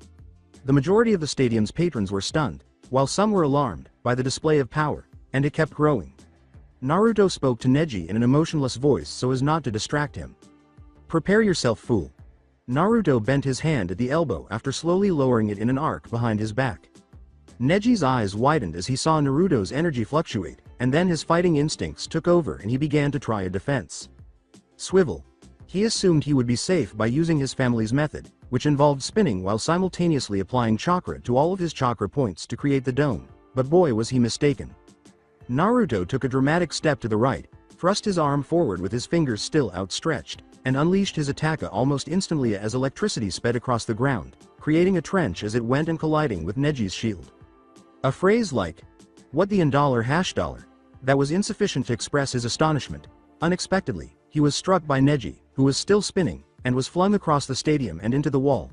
For a minute, smoke filled the field as the spectators, who were excited to see the outcome, were not let down. Naruto was still standing there with his arm outstretched, while Neji Hyuga was unconscious and indented in the stadium wall a few feet in.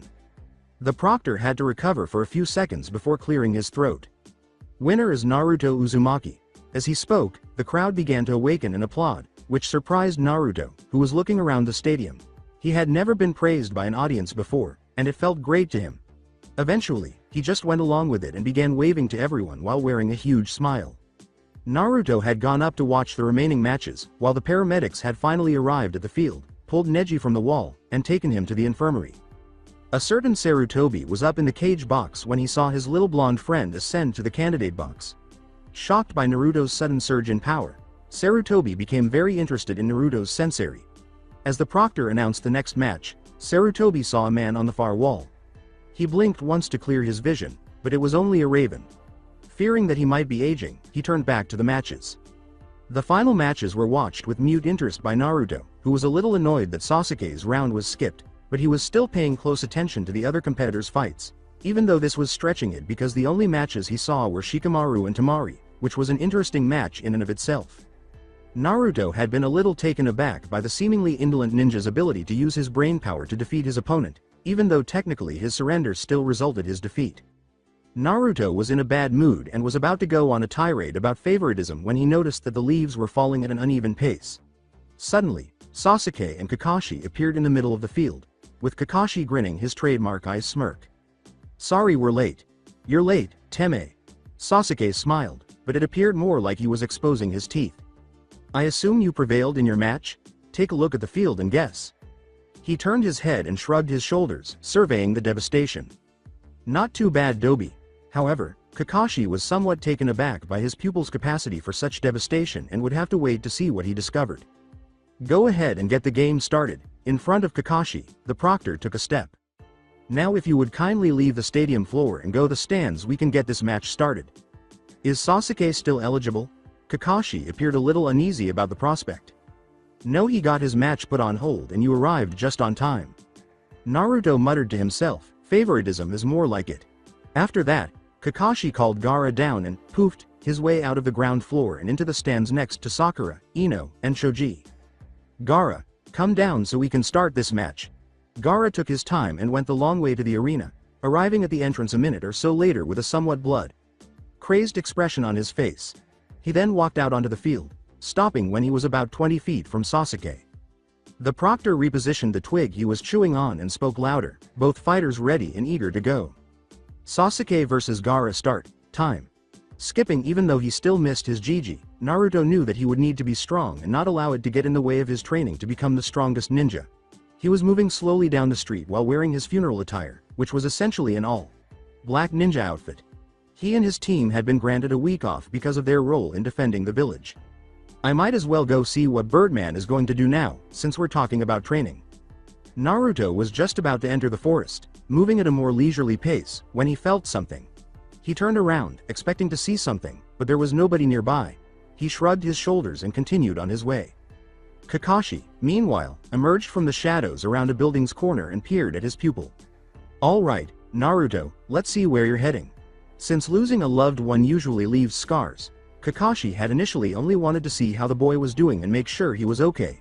However, his curiosity overcame him when he realized Naruto wasn't returning to his apartment to rest. Naruto was moving past his team's training fields and into the forest nearer the mountain. He used his Anbu skills to follow the boy to the mountain's base, but the boy simply disappeared as soon as he reached it. Before jumping back to the village, he took one last look to make sure he hadn't been tricked. What is happening to Naruto? Meanwhile, Naruto was inside the cave, making his way to the door, when he noticed that Medivh had taken on a somewhat solemn demeanor. Before he could inquire as to what was wrong, however, Medivh outwitted him. Naruto, we need to talk. Naruto entered the room and stood motionless in front of Medivh, maintaining a neutral expression. So, Birdman, what do we need to discuss? After taking a few steps back and doing a 1/8, Medivh waved his hand in a way that made a table and two chairs appear between them. It would probably be prudent that we should have a seat, for it may be a long discussion.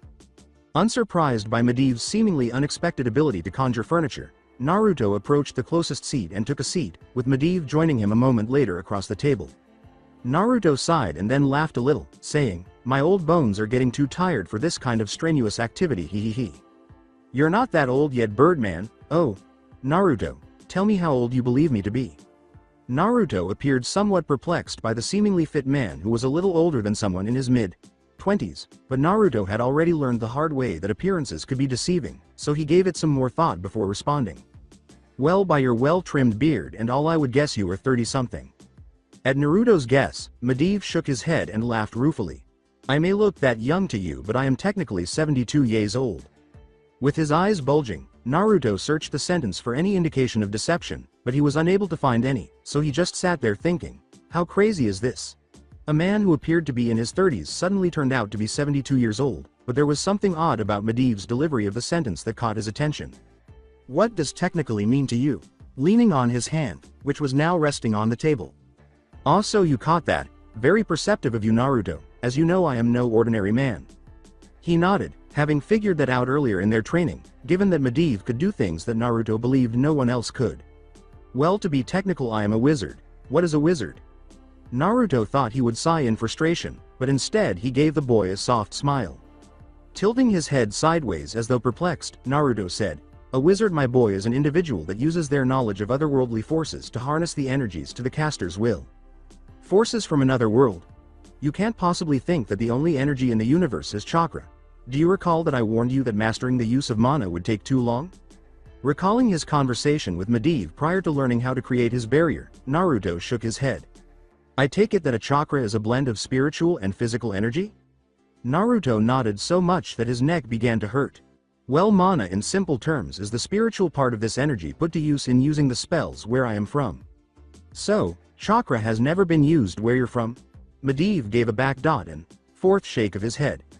"No, my boy, for if they had, then certain events would have certainly gone differently." The question Naruto had been dying to ask but kept forgetting was suddenly brought to mind. "Where in Medivh are you from?" Medivh's eyes now appeared to brighten slightly at this.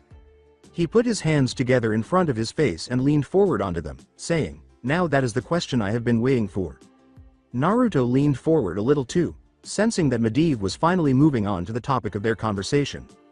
"I'm from a place far Far away, my dear boy. Get out of here. It is a very different world from the one you are familiar with.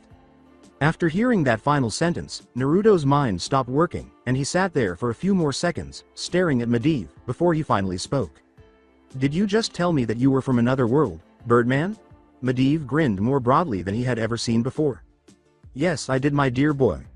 Naruto appeared remarkably unaffected by the situation, but this was likely because of the confusion he was experiencing at the time, of one side accusing him of lying, the other screaming that he wasn't, and it quickly escalated into a mental picture of a bar fight. One final, he wasn't lying, was left standing only after this mental battle was over, shaking his head to bring himself back to reality before leaning back on the table and continuing to talk. So, Birdman, why are you telling me this? Medivh stood up at this point and turned away from Naruto to walk. Naruto, if I gave you the opportunity to become stronger, how would you respond? I would definitely accept it, Datbeo. Medivh nodded before posing his subsequent query. If you had power, how would you use it? Fighting the impulse to exclaim, I would be the next Hokage. Naruto reflected on the funeral of the third and all those who had sacrificed their lives to defend their house. I wish to have the strength to defend the people I value most. I hope to be able to go to them and save them in the event that they are ever in trouble. As Medivh did the same to Naruto, Naruto raised his head and met his gaze. As they stared at one another in silence, neither of them blinked. Medivh then smirked and laughed heartily, which greatly lightened the mood. Naruto grinned as his spirits lifted, saying, a fine answer, boy, a fine answer. So, what is this offer you previously mentioned? Medivh appeared to lighten the atmosphere by abruptly slamming his fist into his palm. After making the connection, Naruto's eyes grew wide before he choked out his next sentence. Ah yes, that. Naruto, how would you like to go on a little trip? You don't mean. I do. As his mind raced with ideas, Naruto recalled that he had been granted a week off from missions because of his role in defeating Gaara. Would I be able to come back in a week? I have missions to do after all? I was planning to bring you back by that time anyway, so it all works out. Though Naruto couldn't possibly guess how, he surmised that Medivh had known he had a week off. Medivh put his arms behind his back and sighed. Wait, aren't you going to tell me about your world? It doesn't seem wise to go off-world traveling all of a sudden. And how are we going to get there? Did I mention that I would accompany you? Well, no, but wouldn't it be wise to come show me the essentials and such since it's your house? Medivh leaned back in the chair, feeling a little more at ease. Yes, I suppose it would make sense for me to come with you. Then why don't you? Well, let me ask you this, since we are debating logic here. What assures me that once I get you here, I can get you back? The abrupt gap in Naruto's reasoning caused his thoughts to slow down. So you're saying that staying here is the only way I can go back once I get there? Medivh gave a nod, seemingly congratulating a pupil for correctly answering a test question. However, Naruto still didn't fully understand. That is correct. I still don't get it. Medivh, who Naruto had been referring to as being in lecture mode for some time, rose from his chair and began to pace in front of Naruto. Naruto, the trek from my world to yours was not the simplest I have ever undertaken. To be moving through space is like being. Medivh extended his hand, and a tiny object appeared as it glowed. The scale Medivh was referring to made Naruto's head spin for a moment. This rock traveling at a snail's pace around the elemental nations. Additionally, I had to leave a trail for you to follow in order for me to bring you to my world. Otherwise, I might send you to a world full of demons who would want to limb you and eat your corpse if I don't have this trail. Naruto vaguely heard a sneeze but chose to ignore it. Naruto was now able to see the extent of Medivh's power. He must have been an amazing wizard to accomplish all of that and still be as he was now. Managing all of this and scanning worlds, continuously looking for a special someone and keeping your senses on the prowl for any foreign power that would not be too friendly at seeing some random human traveling through the cosmos. Naruto swallowed unconsciously as he said, and also if I were to accompany you back to my world I would not be sure of even my own abilities to find your home ever again. Flourishing his cape and turning away from Naruto was the boy's way of saying, now I will give you the rest of the day to think this over, so go on now and make sure you want to do this. Naruto had to squint his eyes to get used to the light when he emerged from a cave, but once he had done so, he opened them wide and headed back to the village. With his head down, observing the ground, Naruto walked back into the village, passing the gate guards and nodding to each one before they allowed him to pass without incident. It's not like I'm going to be gone forever, it would only last a week. Naruto looked around the village and saw that both ninja and civilians were working hard to rebuild it. From repairing small business shops to repairing broken apartment buildings, everyone was working hard to fix what had been damaged. He saw his friends along the way, from Lee carrying bulky building supplies to Choji putting buildings together with his family's jutsu.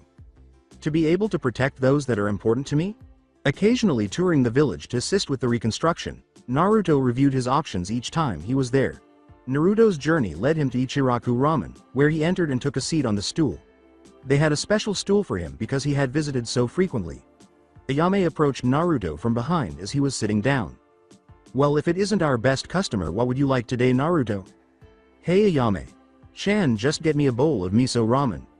She laughed lightly and went to the back to begin his ramen. "Only one bowl, Naruto? Something must be wrong, hee." After a few minutes, she placed a bowl of ramen in front of Naruto, who immediately began to eat it. He began to indulge in it, but as he considered his final decision, his eating became more and more sluggish until it came to a complete halt, his chopsticks hovering in midair. "Well, Naruto-kun, it looks like something's bothering you." Naruto shook his head and regained consciousness. But he could tell she wasn't buying it. "Nah, I'm fine, Ayame. Chan, just thinking." Naruto sighed and began to shake his head, saying, "No, I know you, Naruto, and there is definitely something wrong. I can't hide anything from you, can I, Ayame, Chan?" Her full smile gave him a slight flush, but he quickly pushed it away. "When you have been coming in for your whole life, you usually learn a few things about someone. Well, you see, a friend of mine is going to be going away from the village for a while and he is reluctant to go." "Why?" "He doesn't know why. He knows it's temporary, but it's just, this place is his home. Leaving it just doesn't." "Hasn't your friend been out of the village before for missions?" "Yes, but that was only one country away and he knew it wasn't far from the village if need be. But the distance we're talking about here is huge, and I mean huge. Since he is coming back in a week, I'm assuming he has a way to get there reliably." "Well, getting there is the easy part, it is the coming back that he is worried about. From what Birdman has told me, he can do it reliably, but it's the possibility of, what if, that haunts him." Naruto was not entirely persuaded. "Well then, if you want to get stronger and this man has a way to get you there and back, then the only thing you can do is trust him.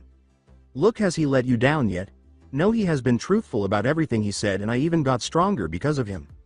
He wasn't looking thrilled, but at least he appeared a little more at ease now. "Then I would say you have to trust him for it to work." Well, I guess I'll have to trust him then. I see you got your spirits back, well, I guess I'll see you in a week then." "Aw shit, I told you, didn't I?" Ayame winked at him and said, "No, you told me your friend was going on a trip." He held out his bowl and said, "Hey Ayame. Chan, could I have some more, please?" Ayame grinned at the sight of Naruto in his former form. "Coming right up, Naruto." Skip in time, Naruto made the decision to proceed with the trip after he wandered around the village and struck up conversations with locals and rookies. When Naruto eventually made it back to his apartment after hopping from rooftop to rooftop, he hurriedly packed a backpack with all the necessities, including clothes, a toothbrush, and of course, ramen. What more could you possibly need for ramen than a small pan and a portable gas burner that you can light to preheat the pan? Research it, it's true. As he crosses the village and waits for the Chunin patrol to pass, Naruto jumps over the wall, enters the forest, and begins to jump from tree to tree. He simply felt that this was the proper approach, but it's unclear how he recalled it. Naruto reached the mountain's mouth after a short time of travel. Naruto was strolling calmly through the illusion when he failed to spot a figure concealed among the leaves. The doors opened as Naruto approached the back of the cave and touched the wall, allowing him to enter the chamber where Medivh was waiting for him. "I'm guessing you have made your decision, my boy." "Yes, and I've decided that I want to go and get stronger." "You do realize that once you go through with this, that there is no going back?" "Not for a week anyway." Medivh remained silent. "My boy, this is where we part, sadly." "Okay, so, what do I do?" "You brace yourself and walk into the portal. The first time can make you a bit nauseous." Gulping, Naruto turned his head and gave Medivh one last glance as he walked slowly toward the portal. Medivh nodded in response. Naruto nodded in return, turned around, and entered the portal. "What have you learned?" The fire with the hood on nodded. "Uzumaki has been going to a place to train, and as of now we haven't been able to penetrate it. Don't put too much effort into it for now, just continue to watch him." "Yes, sir." Naruto was on his hands and knees, gasping for air and struggling to keep his head clear while barely containing the contents of his stomach. The world was currently spinning, and his attempts to move any muscles or limbs only made it spin faster. He simply sat motionless and allowed his body to heal. To put it mildly, the journey from Naruto's world to this one had not been enjoyable. Lee seemed to have finished swinging Naruto as quickly as possible. Naruto recovered enough to be able to get up onto his knees and then fall back onto his butt after sitting there for roughly 10 minutes. Naruto looked around and became aware of his surroundings. He stood in front of a doorway that had 3 arches. A larger one in the center, 2 smaller ones on either side. With the entrance right in the center of the outer edge and 4 haphazard statues of either horses or snakes that he couldn't really tell, the room was roughly a quarter of a circle. He glanced to his left and saw what looked to be a stall entrance, but for the time being he chose to ignore it. Naruto jerked his head behind him and glanced around the room, but he saw no one there. I see someone has finally made their way back to Karazhan, a special one at that. Where are you? I am right here, boy.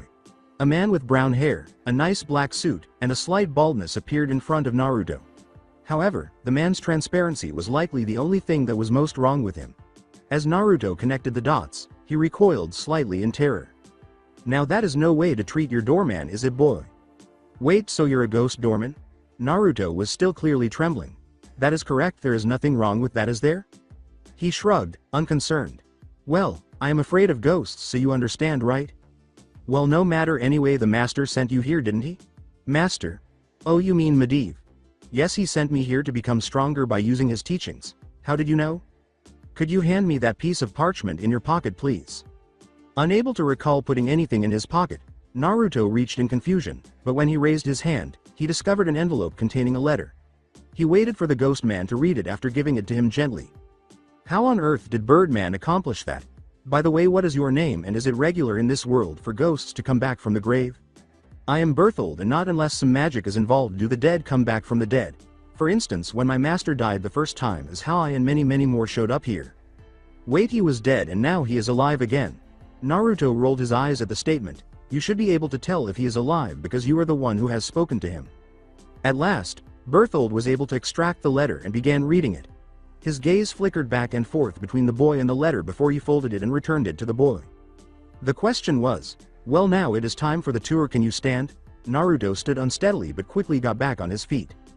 During the lengthy and taxing tour of the tower, Naruto saw the gamesman's hall, which was actually a gigantic chessboard with pieces twice his size of the stables, the ballroom, and the library. The tower continued until they came to a halt in a bedroom. The bed, which was encircled by 4 bedposts with red curtains, was raised like a pyramid, with 3 blocks that got smaller as they went up. Whose bed is this?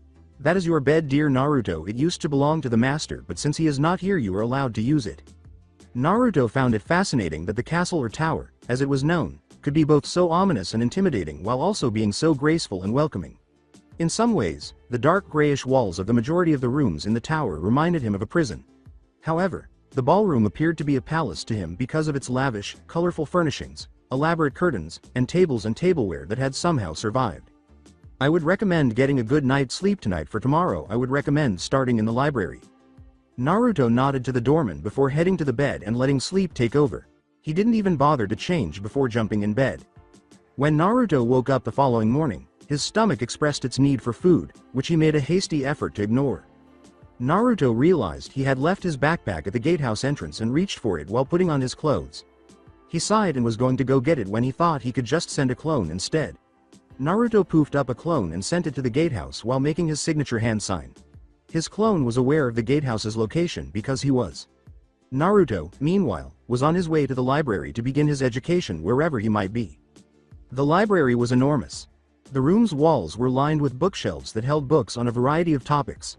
Naruto browsed the bookshelves in rows until he spotted a book that piqued his interest.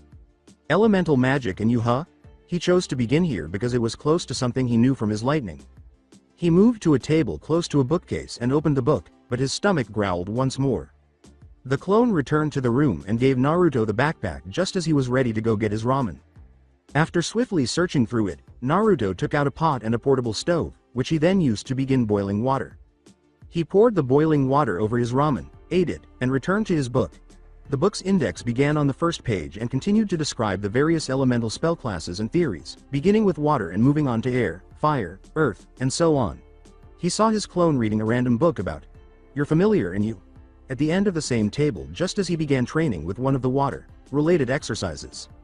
Why does he choose certain titles? Oh yay, forgot you were out here, okay see ya. After, poof, the clone vanished, Naruto resumed reading. Hey, I was still Ray. He suddenly recalled what his clone had read as a trickle of what seemed to be him reading the book entered his mind. Wait. Was that the clone's memory? Naruto thought about how he was able to remember specific details during his battles while all of his clones were being destroyed all around him. He decided to test it again because the image was so vivid in his mind. Wait, if one clone can recall reading that book, I wonder what 100 clones would do. Naruto summoned another clone and gave it the book it had been reading. Read this.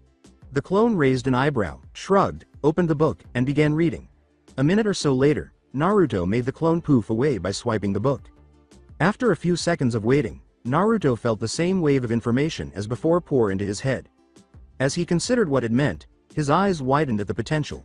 Naruto swiftly browsed the bookshelves and selected 3 more to add to his collection, containing a book about charms, illusions, and the arcane arts. Naruto gave each of the 5 additional clones a book and instructed them to read a chapter. This would be the final check to ensure that this was not a random incident or hoax. The clones all finished and poofed off simultaneously after roughly 20 minutes. However, in contrast to the previous instance, the gradual trickle of knowledge now appeared to be a stream, causing his eyes to flutter as his mind tried to take in everything. After processing everything for a few seconds, he recalled what each clone had read. Naruto, ecstatic, created 10 clones and instructed 5 of them to begin reading the books on the table while the other 5 were to look through the books on the shelves and select one that would be useful. In the meantime, Naruto planned to practice his taijutsu. It didn't seem very efficient to do the same things his clones were doing while he had the opportunity to engage in physical activity because he didn't feel like reading and one clone could make the same progress as he could. Searching the castle for a practice area led him to a circular room beyond what appeared to be guest rooms, but he somehow sensed a sinister aura as he passed the rooms. He shrugs and moves to the middle of the room, where he sees 2 pools of water in each corner. He smiles as he approaches and finds that the pools are only 2 feet deep. As long as it's water it'll still work.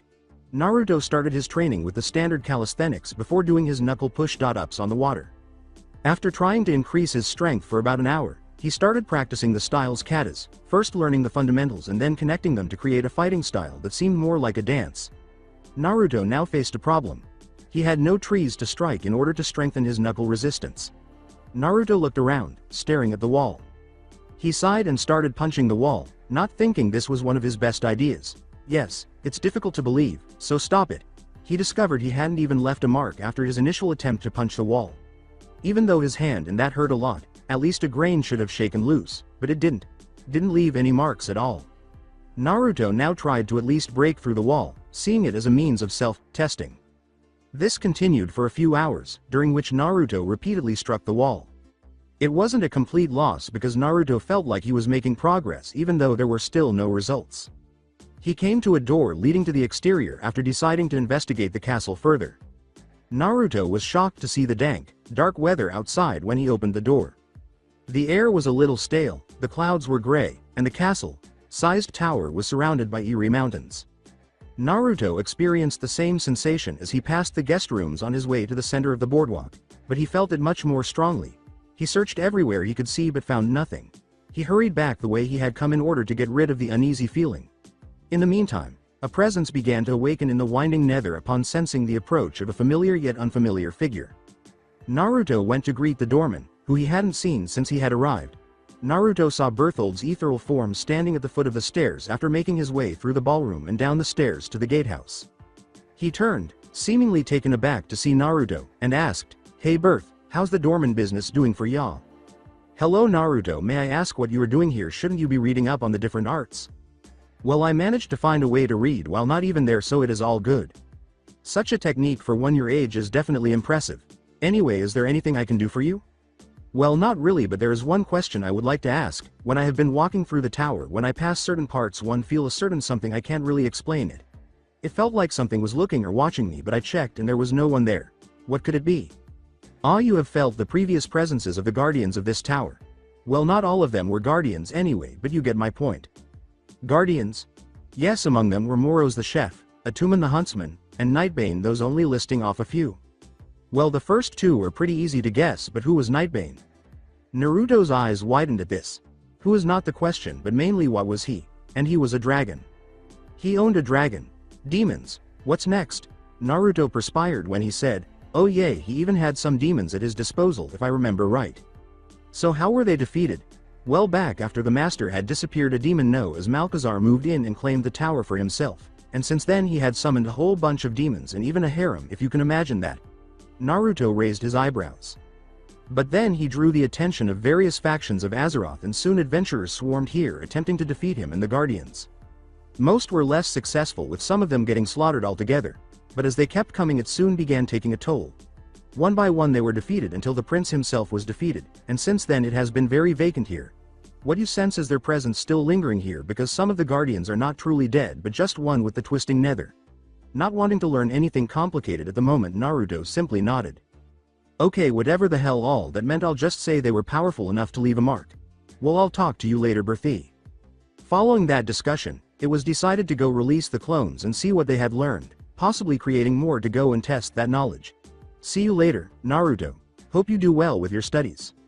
When Naruto returned to the library, he noticed that his clones were still reading despite all the hours he had spent training. He instructed them to stop, and they complied. It was nerve-wracking to think that he would be able to take it all in at once, because as soon as he let them go, it felt like a dam had broken loose and was crashing into his brain.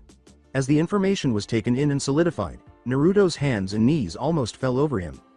After 5 seconds or so, Naruto's thoughts stabilized and he was able to stand up once more, despite the cold sweat trickling down his face. But when he tried to reflect on the information, he found that it was as though he had read the books himself. Phew, that wasn't a very pleasant experience. Excited, Naruto created 20 clones this time, instructing half of them to keep reading and the other half to try casting spells using chakra rather than mana. In order to test himself against anything other than a brick wall, the original decided to go spar with his clones. Naruto returned to the library where the clones were waiting after a few more hours of training, and he braced himself for the release of both of them at different times. After he was sorted out, Naruto dreaded releasing the next group of 10 clones. Braced, he released the first set and experienced the same sensation as before, but this time he wasn't knocked to his knees. 3, 2, 1. Poof, Naruto felt the liquid sensation again right away, but it wasn't as bad this time. As Naruto cooked more ramen, he finished his dinner and went to bed, saying, I guess I am getting used to it. Oh well, time for dinner. The following few days passed largely in the same manner, with the exception of the occasional exercise or book change, until Naruto found something new to do with his water training on the 4th day. Naruto watched as the clone sat up and said, "Hey boss, could you come here for a second?" As Naruto watched, the clone held out its palm and gestured to what appeared to be nowhere. Okay, watch. After a few seconds, a rat hopped toward the clone and poked its head around the corner of the bookshelf. It halted just in front of the clone and then waited for an order, much like a dog. The rat then leapt 2 feet into the air after saying, "Jump. Roll over," and the rat did just that. Impressed, Naruto started to praise the clone, but it raised a hand. The clone beckoned another clone forward and said, "Wait." The clone that had been working on the water element approached, and when the first Naruto released the charm, the rat realized it was facing a human and started to run away. However, the water clone tensed and assumed a stance, holding out its hand as though it were grasping a ball. The rat appeared to be dead as he sat upright and did not move. Just as Naruto was about to inquire as to what was unique about that, the clone swiftly raised his hand in the air and pulled the rat along with it. The rat flew back around the corner as Naruto watched in shock as the clone swung his hand to the right. After a moment of shock, Naruto posed a query. With a headshake, the clone asked, "So was that telekinesis?" "No, I was manipulating water, if you could believe it." "Water?" The real Naruto put his hand to his chin and assumed a sitting position. "As I was doing one of the exercises at trying to sense and grasp the feeling any water in the room, a rat scampered across the floor. I wasn't really paying attention to what it was, so I attempted to grasp it and I ended up doing this." "Do you think you could do that to me?" The clone nodded its head uncertainly, its eyes widening. "Well, let's give it a test run." The clone moved to a few feet ahead of Naruto as he walked to the middle of the room. "Go ahead." The clone assumed the same position, extended both arms, and tried to harm Naruto in the same way. The clone tensed both hands and said, "Here goes." "Nothing? Well, I could definitely feel something pulling at me, but it wasn't enough to move anything." "Well, we will have to change that." The clone now targeted only the original Naruto's arm rather than attempting to control the rest of his body. When the clone tried it again, Naruto's arm sprang out to the side as though possessed. "Okay, one more time." "Whoa." With his mind racing, Naruto gave an order. The clone nodded, still a little taken aback, but she persisted in trying. I want a clone for the rest of the week to attempt to do this while I work out. I will get more practice in and I will be able to get more of a strength workout while I am at it. They were stopped before they could proceed by the first clone. How would this help with your workout? The clone eventually understood and resumed his exercises. Well, consider this.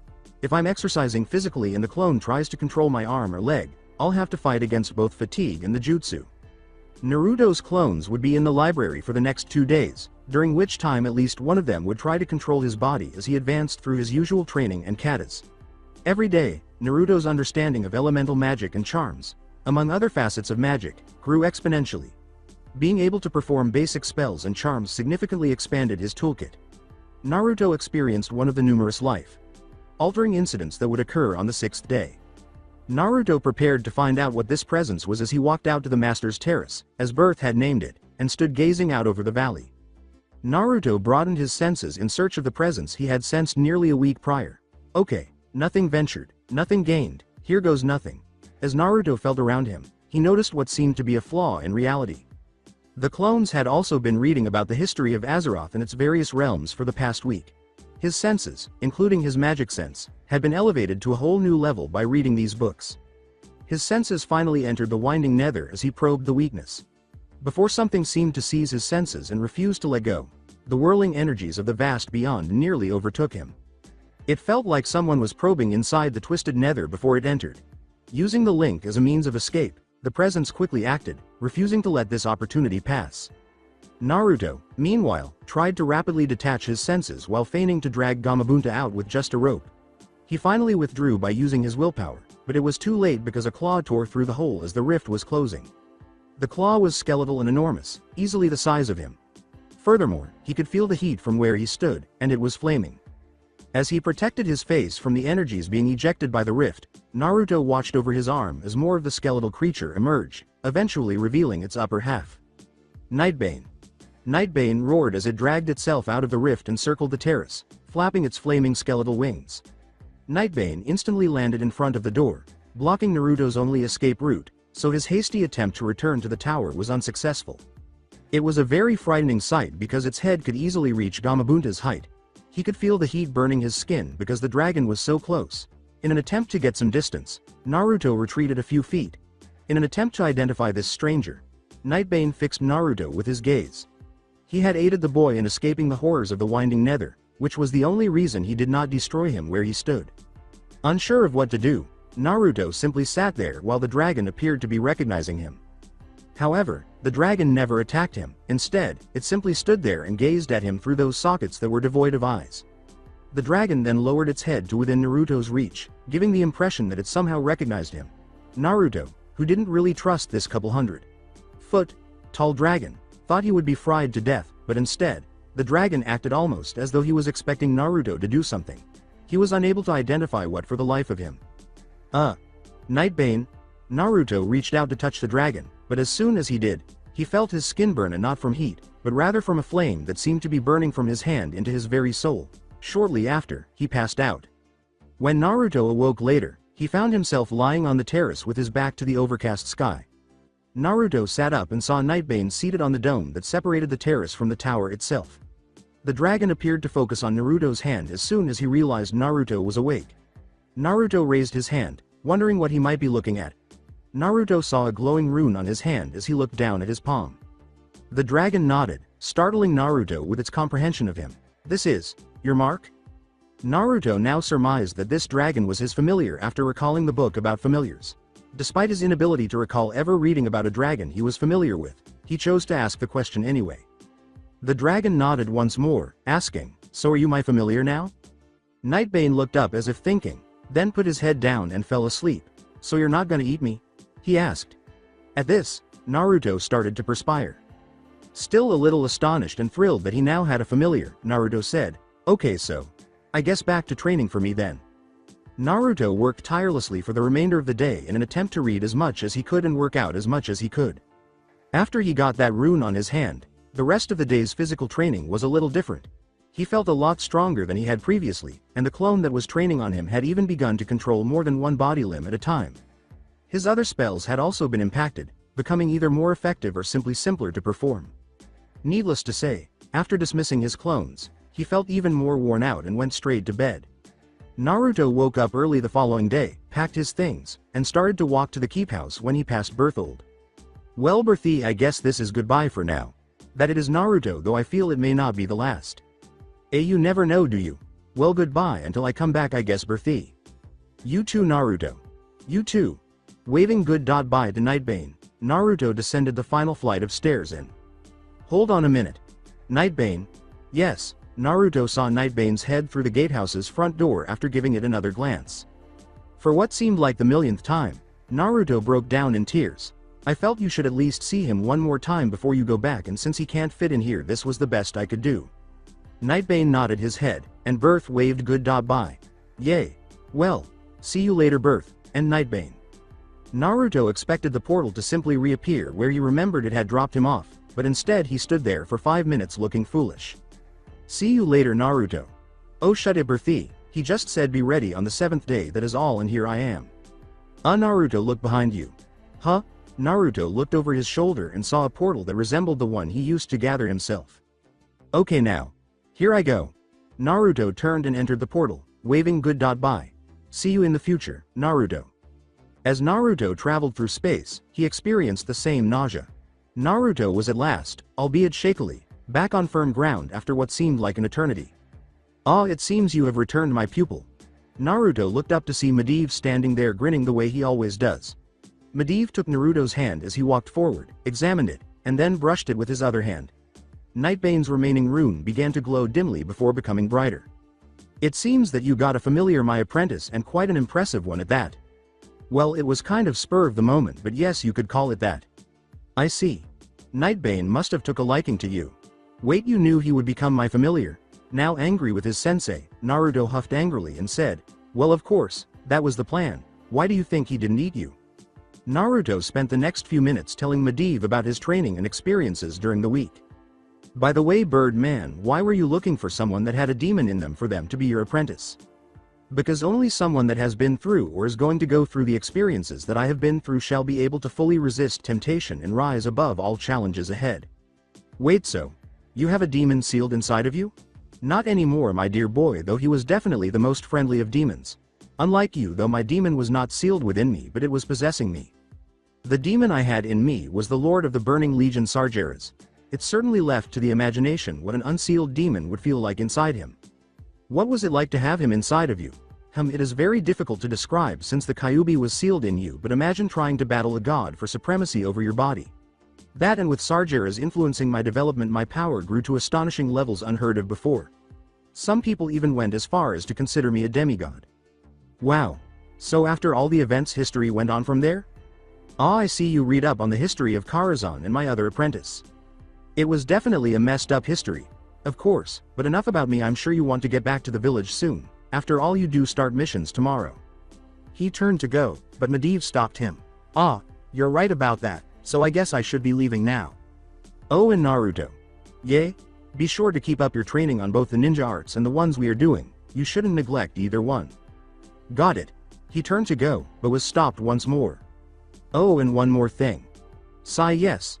Use your abilities only when absolutely necessary, or else people may start to ask questions. Naruto then hurried out of the cave, excited to return to the village, saying, okay for last time Bird.man, ha ha ha. Be careful out there, boy. The halls he had just been in an hour before were not the same as walking through the forest. As though the location had existed since the beginning of time and had begun to deteriorate with age, the halls had an old, almost ancient feel to them. But he felt as though he had been given new life here in the forest. He had regained his energy after spending a week cooped up there, and he began to jump through the trees on a haphazard route back to the village, relishing the sensation of the wind and leaves rustling his hair. Naruto finally let go of his excess energy and began to walk along the usual path to the village instead of tree hopping. Naruto walked along the main trail, taking in the breathtaking scenery. The warm sunlight on his face, the birds singing in the early morning, and the rustle of a wildlife creature. When he eventually returned to the village gates, Naruto saw the two Chunin guards standing at their posts. He waved to them and began to pass through the gate.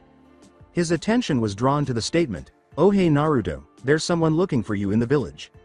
Who was it? It was Jiraiya of the Sannin, and he told us to tell you to hurry your ass up and find me, or else you're not learning any new jutsu from me. Or something like that, Naruto.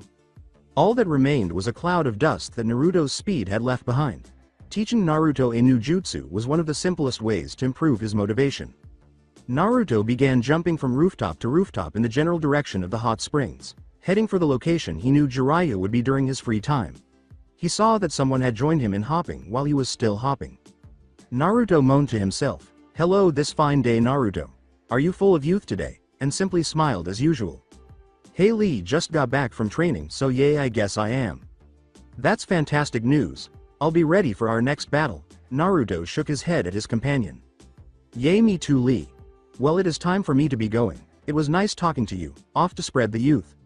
Lee then began to jump off in a different direction, and Naruto kept moving forward. To be honest, Naruto was eager to see how Lee's Goken, strong fist, would fare against his leopard style in their upcoming fight. However, as Naruto leapt deeper into the village, that would have to wait. After reaching the hot springs, Naruto explored the area, looking for any possible hiding spots where the Toad Sannin might be. He was ready to give up and go on when he noticed a laughing figure hiding in a tree. He glanced up to see the Sannin looking over the fence through binoculars. Naruto made a clone, hanged it into a random village girl, and sent it into the women's area of the hot spring while sighing to himself and grinning. So far this week, Jiraiya had been enjoying herself with almost no interruptions. He saw a new addition walk in while he was making notes on all the babes that would come in. He kept searching for better prey after realizing she wasn't particularly noteworthy. That would prove to be his undoing because he heard a loud noise just 30 seconds after he turned away from her. Pervert. Everyone's attention was drawn to the new girl's point, which was up where he was. Jiraiya swallowed and began to perspire heavily.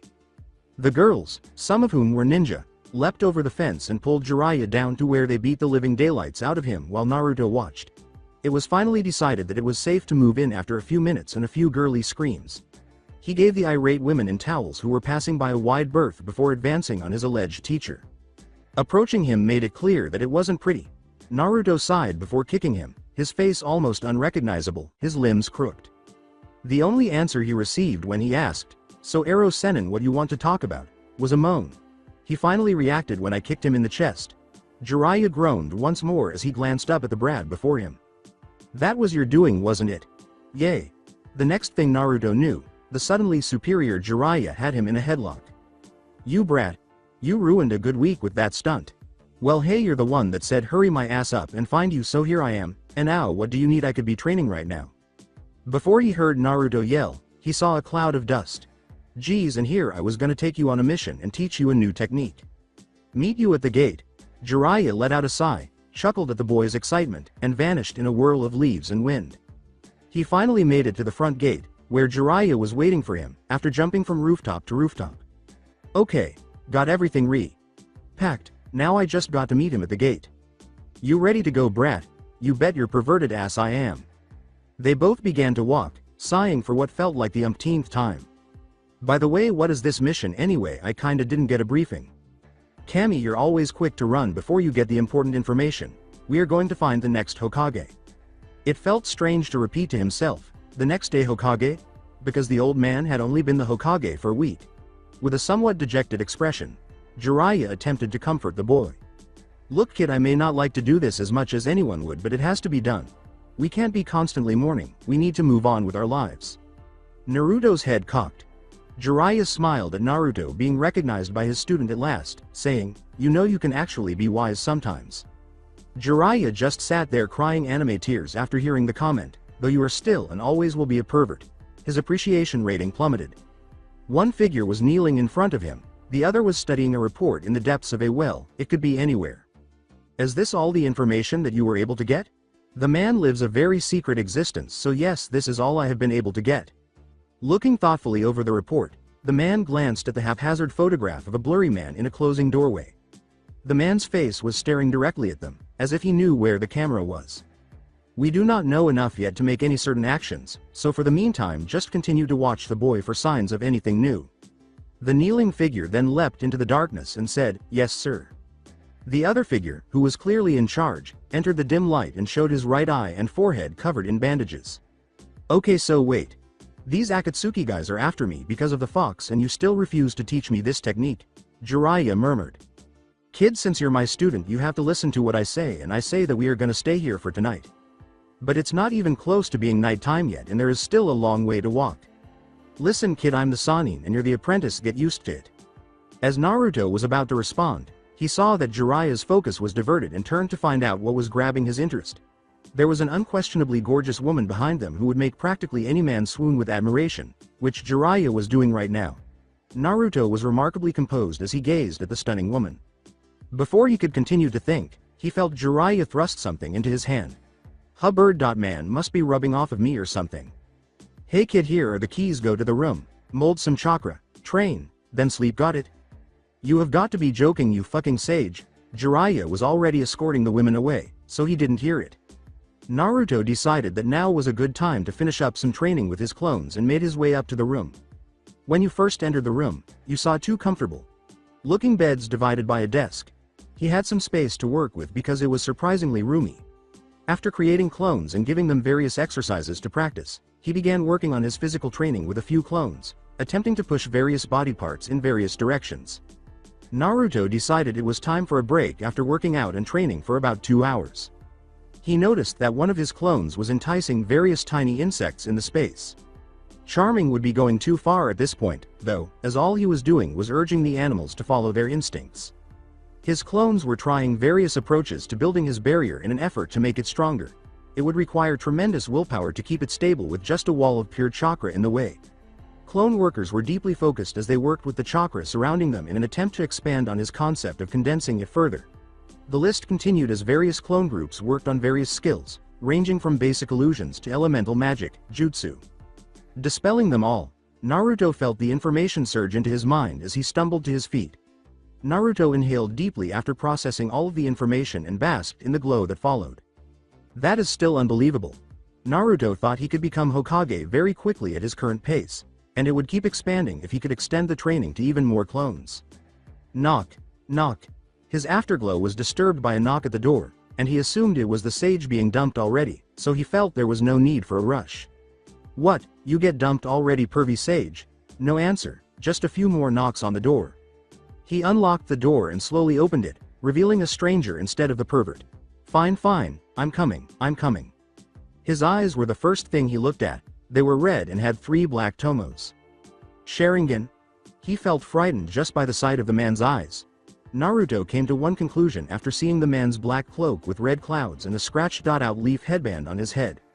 Akatsuki. So this is the kid who has the 9 tails in him. The newcomer, who looked like a blue fish man and was a head taller than the other guy, approached him while Naruto stared at him. His senses told him that these were 2 people you did not want to mess with, and he had what looked like a sword wrapped around his back. Although he hoped it wasn't visible, Naruto was grateful for the numerous books his clones had read on controlling his facial expressions because he was currently extremely afraid. Being afraid is one thing, but allowing fear to take hold of you and turn you around is quite another. He almost gave him a chill when he said, Naruto-kun, you're coming with us. Let's go outside. Seeing no real option, Naruto slowly made his way out the door until he was facing them both and gazing up at them defiantly. Naruto's eyes widened at that. There was no way they were going to get any of his limbs. I don't like his face. Maybe we should cut off a leg or arm to keep him from getting any funny ideas. Kisame approached Naruto slowly with the intention of chopping off a leg. It's been a long time, hasn't it? Sasuke. Indeed, Naruto saw Sasuke at the end of the hall with a murderous hate in his eyes as he glanced past the older Uchiha. Itachi. Uchiha. Naruto was certain that this man was incredibly lethal after learning that. Naruto caught the smallest hint of a nod. Oh ho, what have we heard? It appears there is another Uchiha here, and similar to you, might I add. He your brother or something, Itachi? Naruto asked. Hi, he is. Well, this should be interesting then. Like you said before, I've hated you, despised you, and I have survived until now, to kill you. With a Chidori in his left hand, Sasuke charged at Itachi while yelling a battle cry. Itachi didn't even seem intimidated by the jutsu, he just looked at it curiously. Die. Naruto's vision was obscured by a cloud of debris. He was startled to discover, after everything had been cleared, that Sasuke's method had punctured the building's side without hurting the man. As if Sasuke were just a little kid misbehaving, he was actually holding his arm to the side. Well, now that's over. Where were we, Jinchuriki?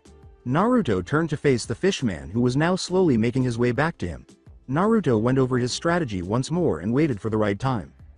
Kisame wanted to cut off some limbs after being amused by the younger Uchiha getting his ass whooped. He approached the blonde brat in front of him slowly, trying to scare him by removing his sword from his back and holding it above his head. He heard someone snap from behind him. And discovered that Itachi had broken the children's wrist. But as he tried to cut Itachi in two, he discovered that his sword arm was swinging on its own. Naruto made his move as soon as he heard his opponent's focus falter due to Sasuke's broken wrist. Naruto rapidly bent Kisami's arm to cleave Itachi in two, exerting every last bit of effort to ensure it was finished before he realized what was happening. Since the fishman was obviously shocked, it worked flawlessly. But Itachi stooped to dodge the blade completely, and it struck the wall, creating a hole. Although he wasn't shocked that it didn't kill him, Naruto was still disappointed that it didn't hit him, but it did give him the opportunity to distance himself from the two S-rank nins. Despite his rapid attempts to use all of his lightning power, it still took him a few seconds, which was all Kisame needed. "TCHU little brat." Kisame swung at the brat's left arm from above. Naruto, unable to move quickly enough when charging, built up as strong a barrier as he could and got ready to withstand the attack, but the sword struck and began consuming the shield. Because of his extensive training and ability to condense his barrier, the sword did not instantly pierce the chakra. Naruto had a few more seconds to spare after struggling with the thick chakra. There, Naruto didn't leave anything to chance, so he seized the moment, pushed Kisame's left arm forward, and used the jutsu. Everything in its path was destroyed as a swath of destruction leapt from his hand. When the devastation was finally over, Naruto looked up and was startled to see Kisame's free hand pointing to the spot where he had emerged. In contrast, his room was essentially non-existent, as only a hole in the wall could prove. Naruto just noticed that too and was relieved that he had at least some damage on his arm. My, you are just full of surprises, aren't you? Look, my arm looks like burnt meat." With no other choice, Naruto tried to jam more chakra into his shield, but a toad appeared to block Kisame's blade and a puff of smoke appeared in front of him. "Well, now is the time to finish this up before you can do anything else." Naruto turned around, grateful to see the pervert for the first time in his life. Jiraiya the Toad Sage doesn't allow women to seduce him with their beauty. He allows them to go crazy over him with his own beauty, Naruto said. "Yay, right, you were drooling like a mutt when you saw her, pervy sage. You could have gotten here sooner." Naruto would have none of it. "Come on, Naruto, don't call me that when we have company in front of us. Just hurry up and fight them, pervy sage, this is no laughing matter." Jiraiya's statement, "I don't get any respect around here," brought on anime tears. Well, if it isn't the famous Jiraiya, self-proclaimed Toad Sage, and one of the 3 legendary Sannin. Well, isn't it a lucky day for me? I get to get rid of 2 of the ninja world's most powerful ninja in one battle. As he stood up, Sasuke's body began to twitch, saying, "No, he is mine to kill." Itachi made a mocking gesture with his hand and said, "Come." The battle that followed, if you can call it that, saw Jiraiya use his toad stomach technique to run them off while Sasuke got his ass handed to him. Gai-sensei even made an effort to convert Naruto before arriving to transport Sasuke back to Konoha for medical care. Naruto eyed the green horror before him and twitched his eyes, asking, "You're kidding, right?" With a grating grin on his face, Naruto attempted to shake him off. "No, my dear Naruto, if you wear this then your training will be that much more fulfilling with the power of youth flowing through you." Startled by the realization, Gai got up and fled, asking, "Gai-sensei, shouldn't you be taking Sasuke back to save his youth?" Gai Jiraiya approached Naruto while a cloud of smoke trailed behind him and said, "Thank you for reminding me, Naruto-kun. I shall see you back at the village." "Thank you for doing that, Naruto."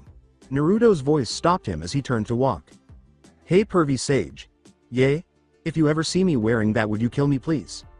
"Gladly, Naruto." Naruto was now lying on his back as clones in the distance carried on with their training. "Gah, I am so glad that clones come in handy." Even though he had not yet popped the ball, he was making impressive progress with the first step of this new technique thanks to his clone training technique. However, the water balloon in front of him resembled a frisbee more than a sphere, and he was getting very close. He simply was unable to see his mistakes. Instead of having them all go through it all at once, Naruto had gone about the process of dispelling clones every 30 minutes, which allowed him to make more progress more quickly after a few hours. When Naruto realized the inn's cat had followed him outside, he closed his eyes and plopped back onto the grass, saying, "Sigh, I guess I'll take a little breather."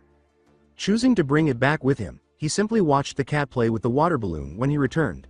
Naruto's thoughts suddenly became frantic as the ball rolled back and forth, recalling Jiraiya's demonstration and the image of the water swirling inside the ball. Pop. That's it. He took another balloon from the bag he had purchased and concentrated on getting the water to spin in a variety of arbitrary directions all at once. And because Naruto is Naruto, he caused it to go in so many different directions that, after concentrating for a short while, he noticed his hand was suddenly wet. He did it again, wide-eyed, to make sure it wasn't a coincidence. Just a few seconds later, he jumped with delight before realizing that the sluggish Sannin was dozing off due to alcohol. He went to the sleeping sage and took another water balloon from his almost empty bag. He held the balloon over his head before he woke him up. Jiraiya was in every pervert's nightmare because, one moment, he was surrounded by stunning women who were ready to fully commit to him, and the next, he was drenched in water and being roused from his slumber. Huh? What?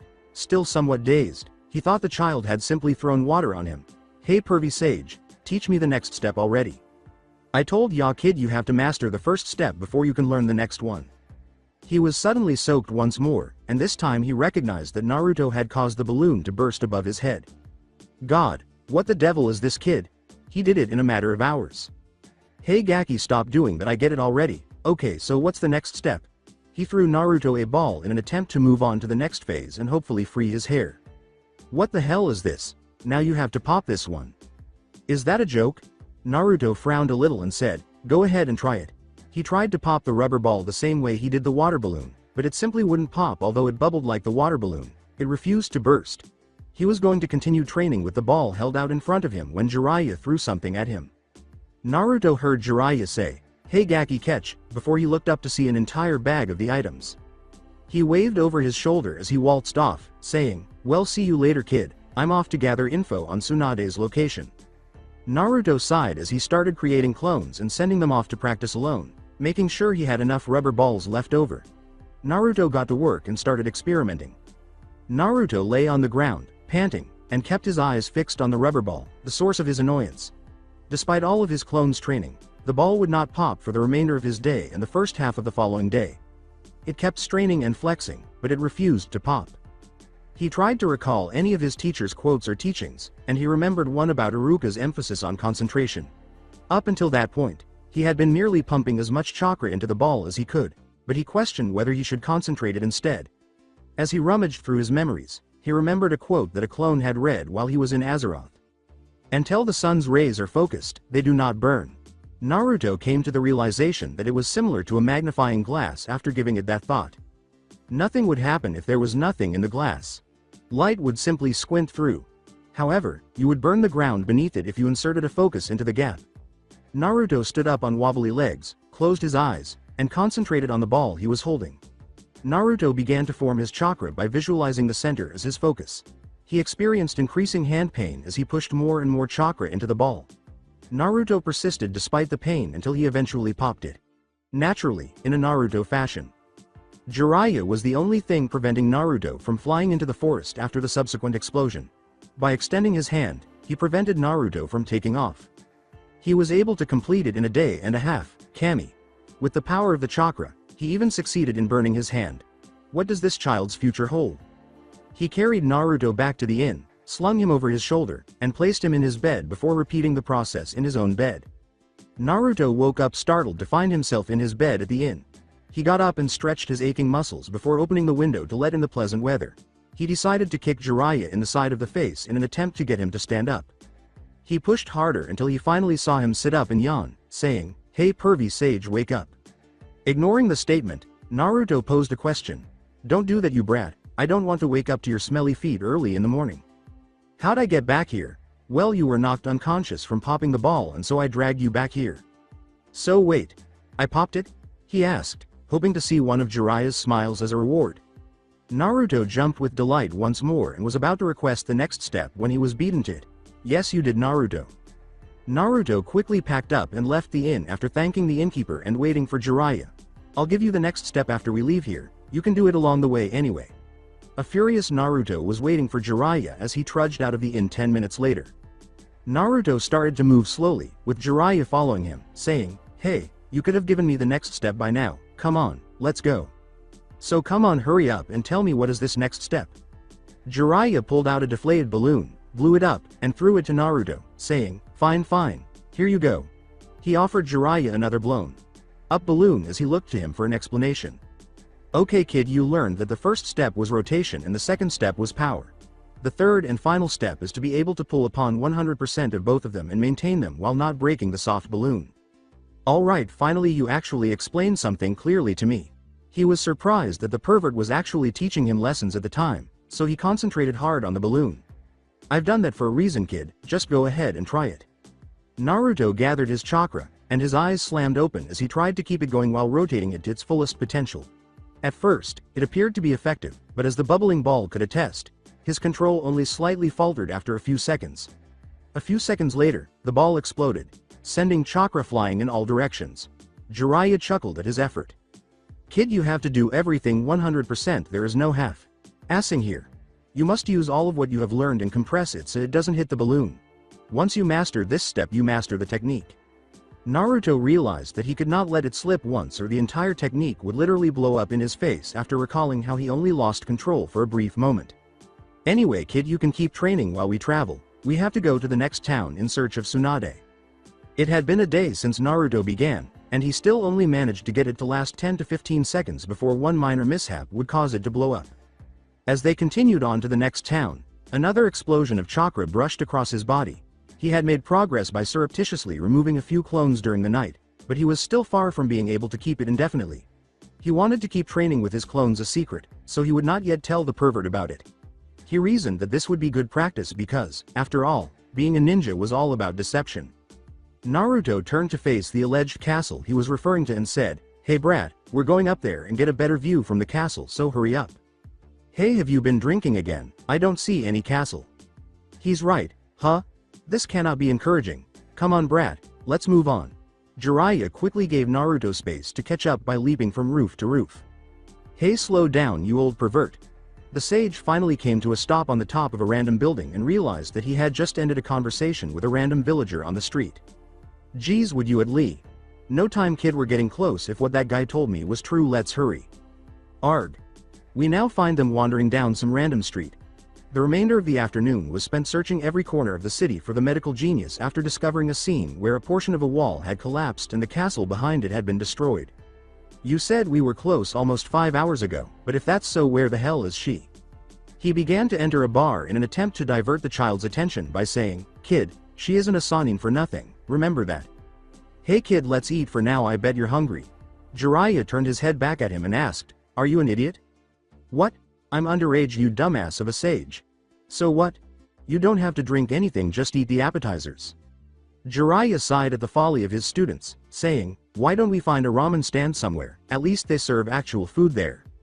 He stopped abruptly when he caught a glimpse of a patch of blonde hair that wasn't Naruto's out of the corner of his eye. "Kid, you got to learn that sometimes there are alternate motives to what people do. We're also here to see if anyone has seen her moron." He was immediately drawn to his teammate's blonde hair, which is a somewhat uncommon color. The two people stared at one another in an awkward silence that was eventually broken. Jiraiya pointed sharply, "Tsunade. Jiraiya. What the hell are you doing here?" He approached her table, ignoring the question. Naruto, meanwhile, was left gazing at the blonde buxom at the table. She should be 50, right? What can't a skilled jutsu practitioner do these days, Kami? It was likely one of the most awkward dinners Naruto had ever attended in his brief life. As Jiraiya and Tsunade drank the sake and her apprentice Shizune looked anxiously between the two Sanin, neither side spoke. Naruto focused on his dinner because he didn't want to draw attention to himself at this moment. "Kami, what a day, it's like a reunion." Jiraiya paused his drink and filled Tsunade's cup with the remaining bottle. After looking at her apprentice, Tsunade said, "Orochimaru, what happened?" She took out a deck of cards, shuffled it a few times, and set it on the table in front of Jiraiya, saying, "Nothing much, just talked about old times." Jiraiya took the deck and shuffled it as well. Naruto let the card game play out because he didn't really understand its purpose. He repositioned the deck in the middle of the table and said, "I'll get right to the point." After flinching, Tsunade's hand resumed its path and grasped the deck. "Tsunade, the village has requested that you become the 5th Hokage." Naruto had never heard of this individual before, so he felt compelled to inquire, "Orochimaru killed him, right? It seems he wasn't lying then." "Who is this Orochimaru anyway?" "He is the last of the 3 Sannin along with me and Tsunade." Naruto gave her a small glare and asked, "Who's the brat?" "He's Naruto Uzumaki." Her eyes slightly widened. "The youngster who has the Kyuubi." Knowing who killed Oji.san made Naruto's blood boil. Hey, if Orochimaru killed the old man, then why aren't you going after him instead of talking to her? Naruto continued, Hey Naruto, I need you to be quiet for now. Answer my question. Jiraiya gave Naruto a look that implied no questions were asked. Naruto, I'm warning you. Naruto sighed as he reclined in his chair and observed their conversation. As I said before, the village has requested you become Hokage. What's your answer? Naruto could only see her looking at her cards, but he suspected she was more focused on another option because she appeared to be looking through the cards than at them. She put down her cards and picked up a fresh hand, saying, I refuse. Hey pervy sage, as much as it pains me, since you're one of the 3 Sannin, then why don't you become the Hokage? Because only Tsunade is capable of being the 5th Hokage. Her combat and healing skills are unrivaled. Add to that she is also the first Hokage's granddaughter, and you have a winning combination for the next Hokage. You hermit, I bet you're just using that as an excuse. At this point, Naruto's body ached for blood, but as Naruto, he had always figured out how to irritate anyone he encountered that he didn't like. Hey Jiraiya, your new apprentice doesn't seem to match up to your last one now, does he? He never gave Jiraiya a chance to answer that. He dragged out the final sentence, Hey, didn't hear you over there, Oba-chan. Tsunade received a tick mark on her head, but she maintained a somewhat level voice. Jiraiya and Shizun's eyes widened at that. Quite a rude little brat too, isn't he? Naruto recalled his statement that he was the 4th's teacher and said, I wouldn't go comparing him with my last apprentice, you know that's just not fair. It was difficult for Naruto to acknowledge to himself that it is a difficult yardstick to use. Naruto's eyes narrowed dangerously as he sensed where this would go. But even with all his talent and skill, he still died young for the sake of the village. As he listened to her, Naruto was inadvertently turning his poor chopsticks to dust. Life isn't like money, only an idiot bets his life so easily. At this point, Naruto's emotional control was slipping dangerously. She not only made fun of the Hokage name but also the people who had previously used it, including the elderly man. Both my grandfather and the second wanted to end the war, but they ended up wasting their lives before they could accomplish it. You've changed, Tsunade, she chuckled without humor. I am over 50, you know, time changes people. The same thing goes for Sarutobi. Naruto was shaking now, knowing that he would lose it if she continued to babble. Looking at the boy, Tsunade seemed to enjoy watching him struggle. If an old man tries to be a brave hero again, of course he is gonna die. She let out an exaggerated sigh as she revealed the final card in her hand. She didn't finish, saying, the title of Hokage is a piece of shit and only. He barely stopped Naruto before he landed a hit, as he was moving more quickly than Jiraiya had anticipated. Jiraiya was nearly sprawled across the table, his hand on his shoulder trying to restrain him, while Naruto's fist was just inches from her face. His speed astounded everyone at the table. If Jiraiya hadn't known Naruto would do something similar, he wouldn't have had time to react. As Naruto's arm fought the sage's hold, a look of pure rage filled his face. Jiraiya finally pulled him back after he managed to move it an inch before he lost the ability to do so, but he did not sit down again. She looked at him for a few moments before getting up in his face and standing eye level with him. Anyone who mocks that Hokage name and the old man like that deserves a good beating, she said. However, Naruto refused to give up, especially when it came to her. You sure do have a lot of guts to say that to me. You want to take this outside, kid? Naruto laughed. Tsunade gave him a menacing glare, and Jiraiya's expression was one of disbelief. You want me to get your walker, Granny? Do you wish to die, child? In the street, the two blondes stood opposite one another, scowling. You do know I was one of the legendary Sannin. There's no way I'll need to get serious with the likes of you. She gestured with one finger for Jiraiya to respond. Care to back that up? Oakeo notice. Naruto had to acknowledge that they both knew how to set each other off. Nope, it means one finger. I'll only use this one finger to beat you. He didn't even realize he wasn't doing anything remotely tactical because he was too furious. He attempted to stab her wildly with a shuriken, which she easily dodged, but she quickly pulled it out of his hand and sent his headband flying with a loud clang. He recoiled and regained consciousness just in time to be struck in the forehead by a finger, which sent him flying back a great distance. At last, he rolled to his feet and swore at his own foolishness. Wow, she's really strong. Hey brat, let me ask you something before you pass out. Why do you care so much about the Hokage?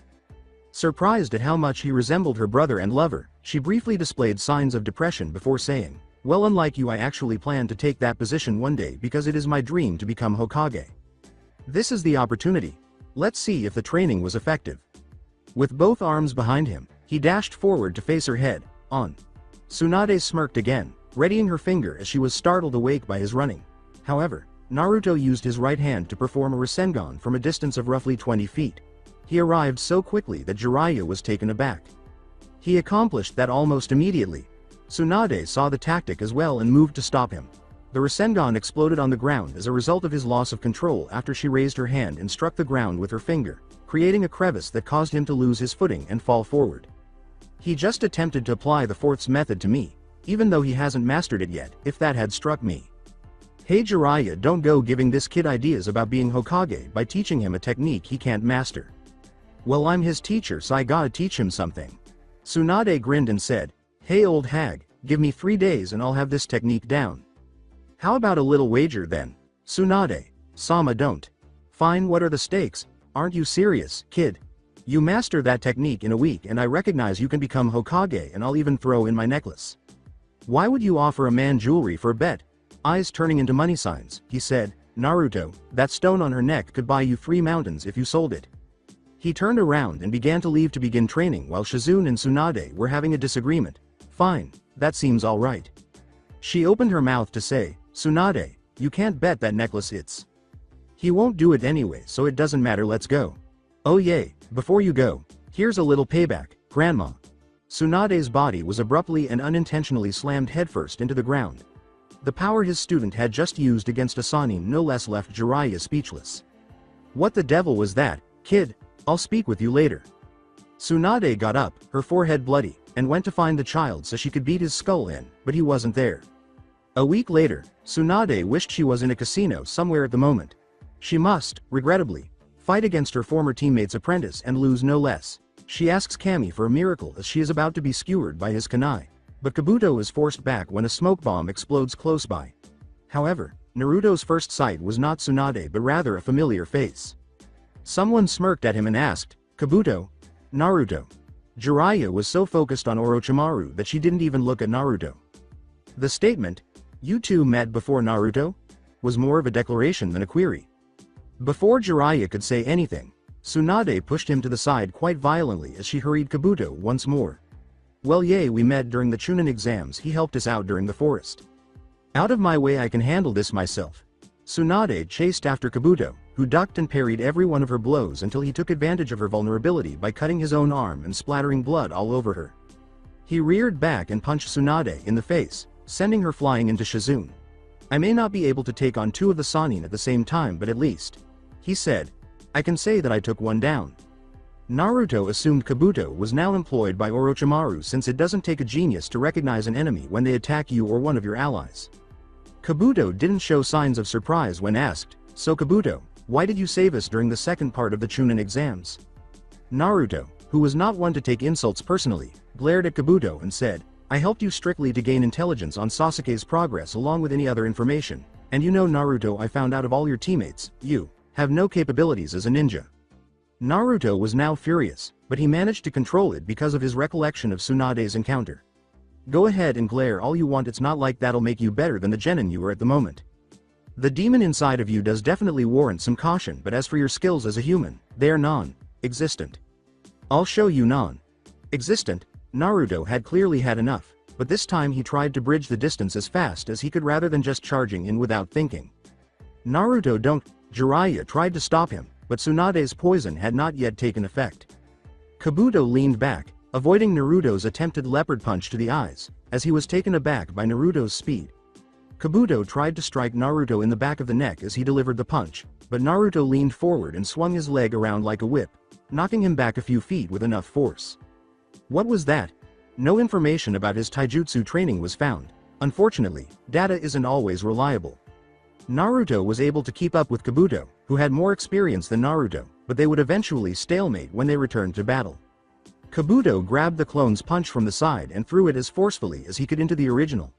Naruto flew back to Shizune after the impact and got back up. I'll give his apprentice credit for being impressive, but where did Naruto pick up that fighting technique? Along with a few other things, I'll have to find out later, but first. She nodded in agreement, saying, Shizune, you look after the 4 eyes there, and I'll look after Orochimaru. Okay. Oh, and before we begin, I need you to do something about this toxin in my system. I'm afraid the only thing you can do is wait for it to leave your system. I'm sorry, but there is nothing I can do. What? Oh come on. Oh well, I guess I'll just face him with a handicap.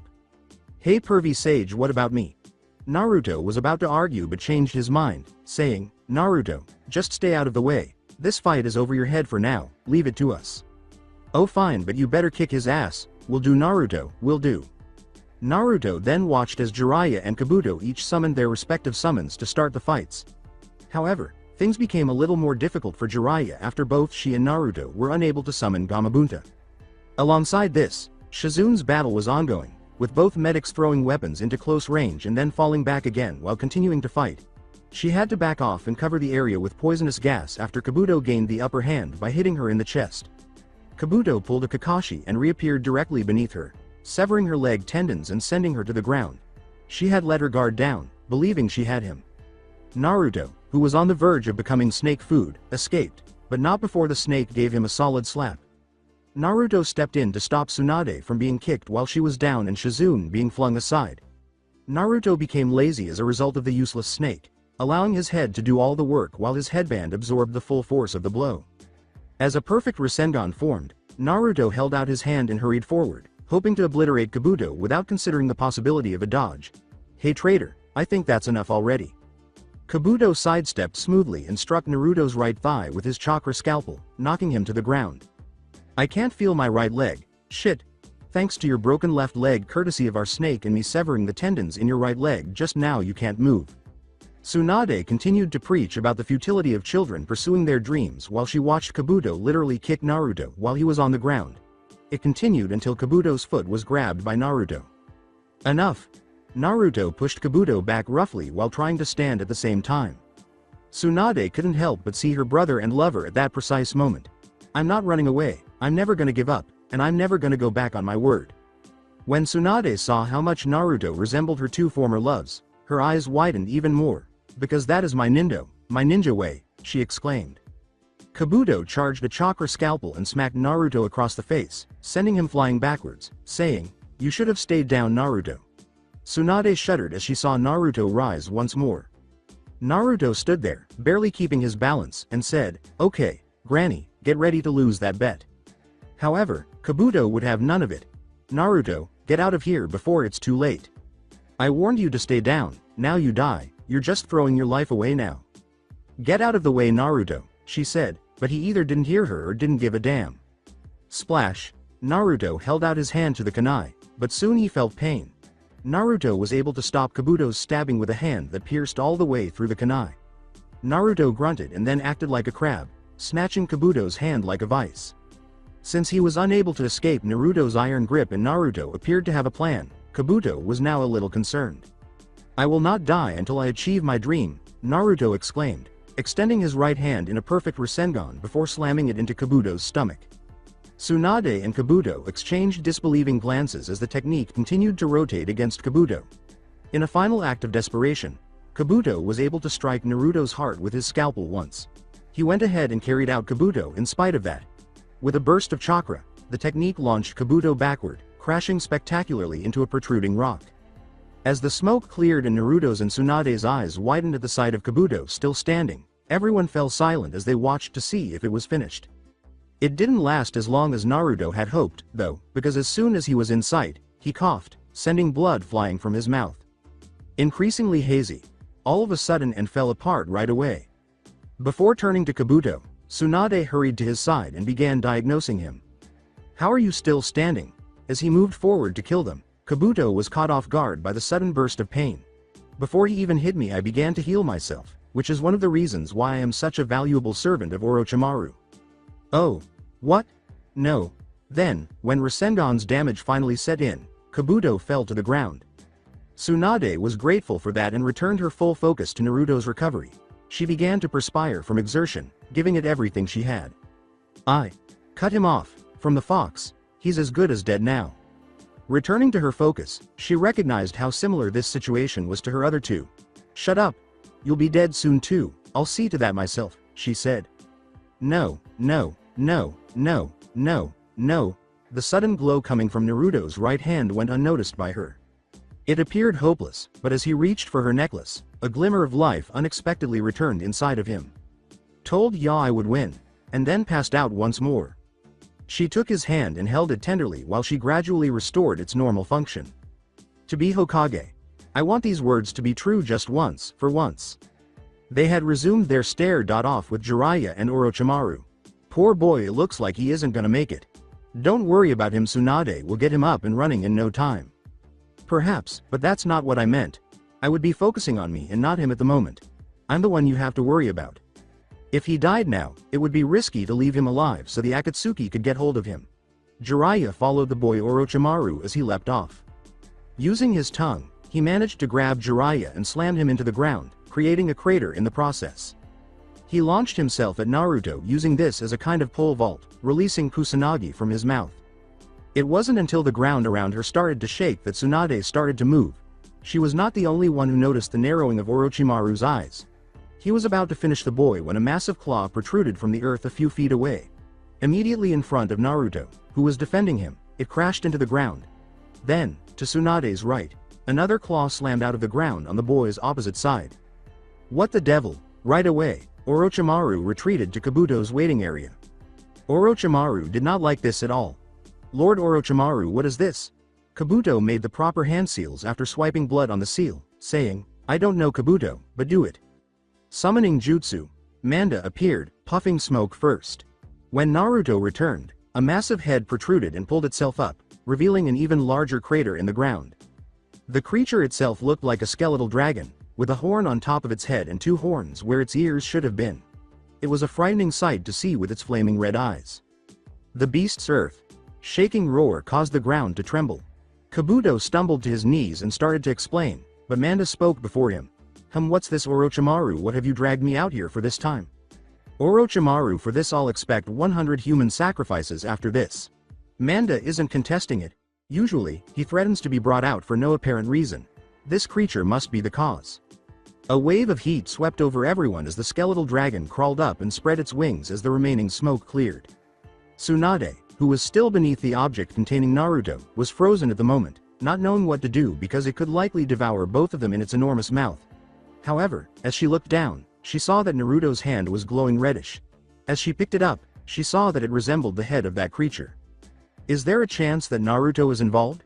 She didn't have time to consider it because she saw Jiraiya standing next to her, holding his side, and Shizune waving for her to move a considerable distance away.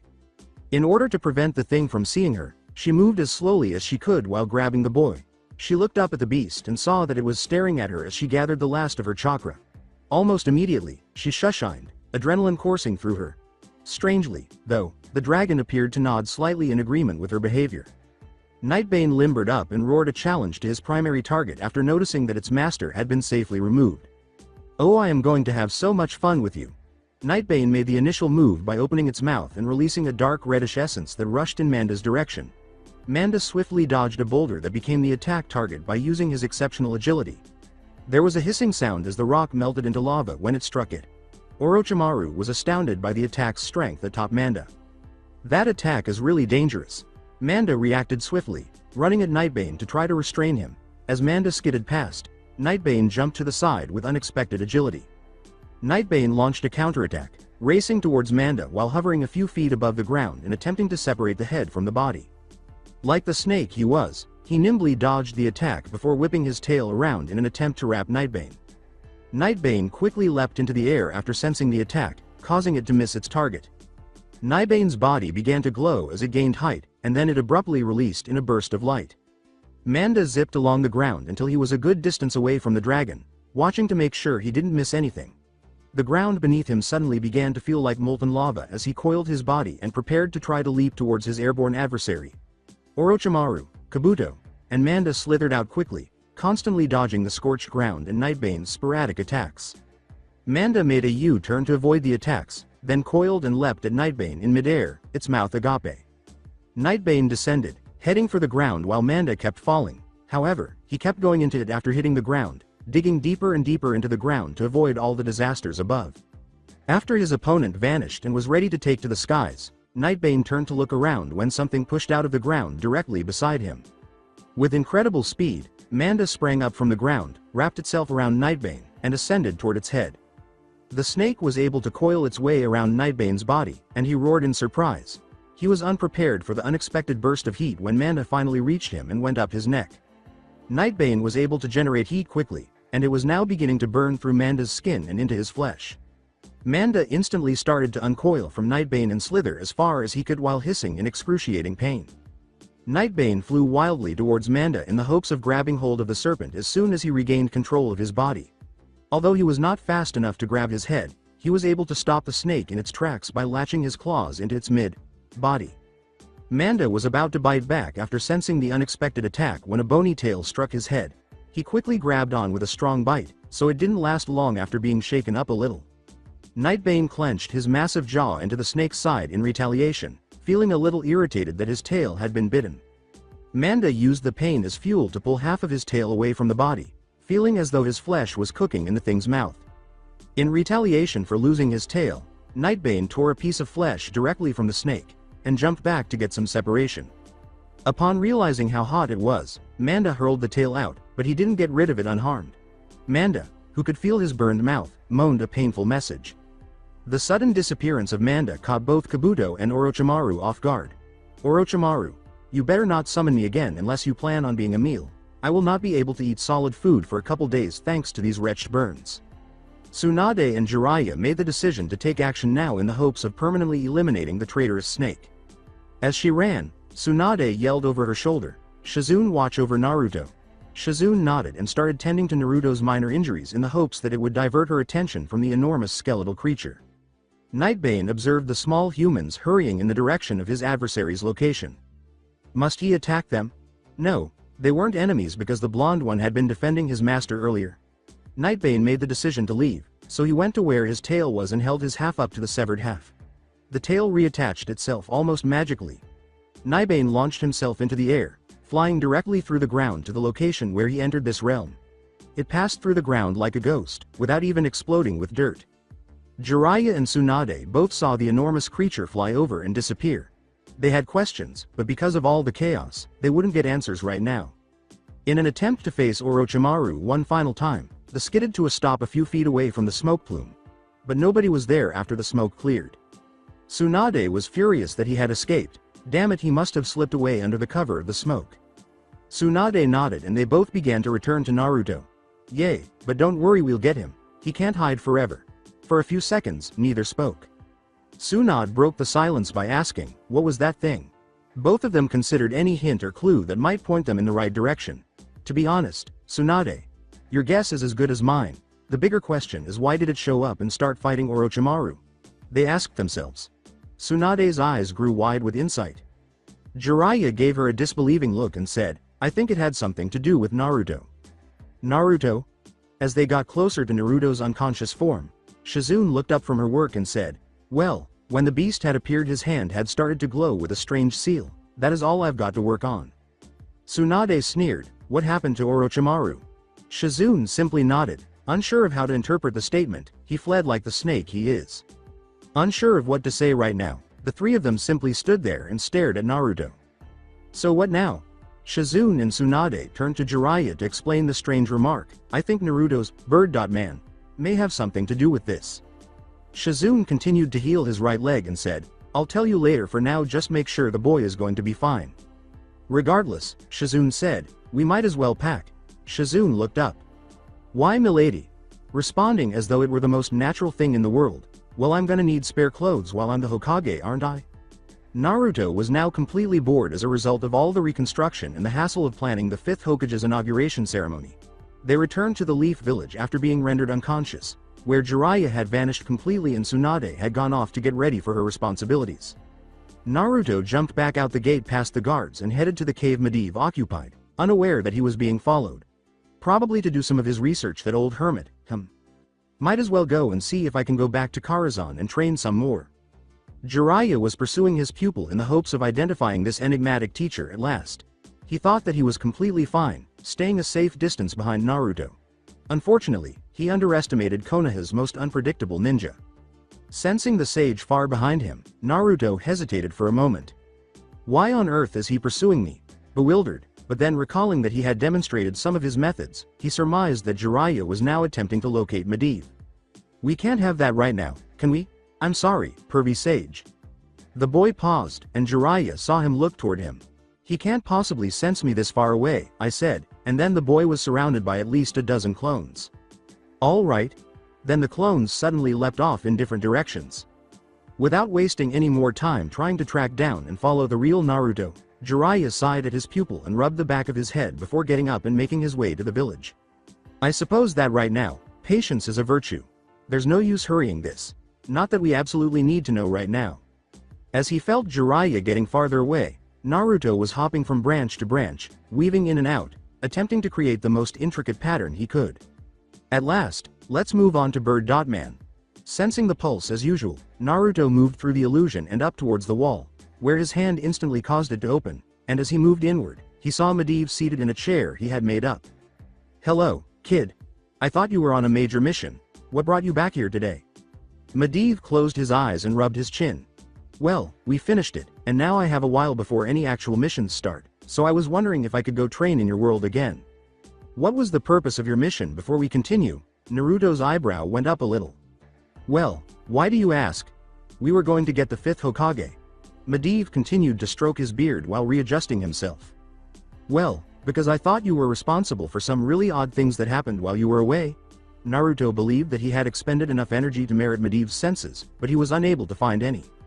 Medivh stopped caressing his beard and said, I did a few things that maybe did, but I don't think they'd be enough to worry about.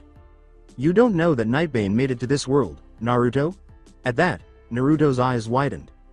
Both Tsunade and Pervy Sage claimed that after I passed out, they were able to repel Orochimaru. They would lie to me, but why? Medivh made the decision to let his pupil consider this on his own. I think they may be getting suspicious about who is teaching me, and they think you may have taught me to summon Nightbane. Naruto was still perplexed by the statement. That is more than likely the case at the moment. Then why wouldn't they question me about it?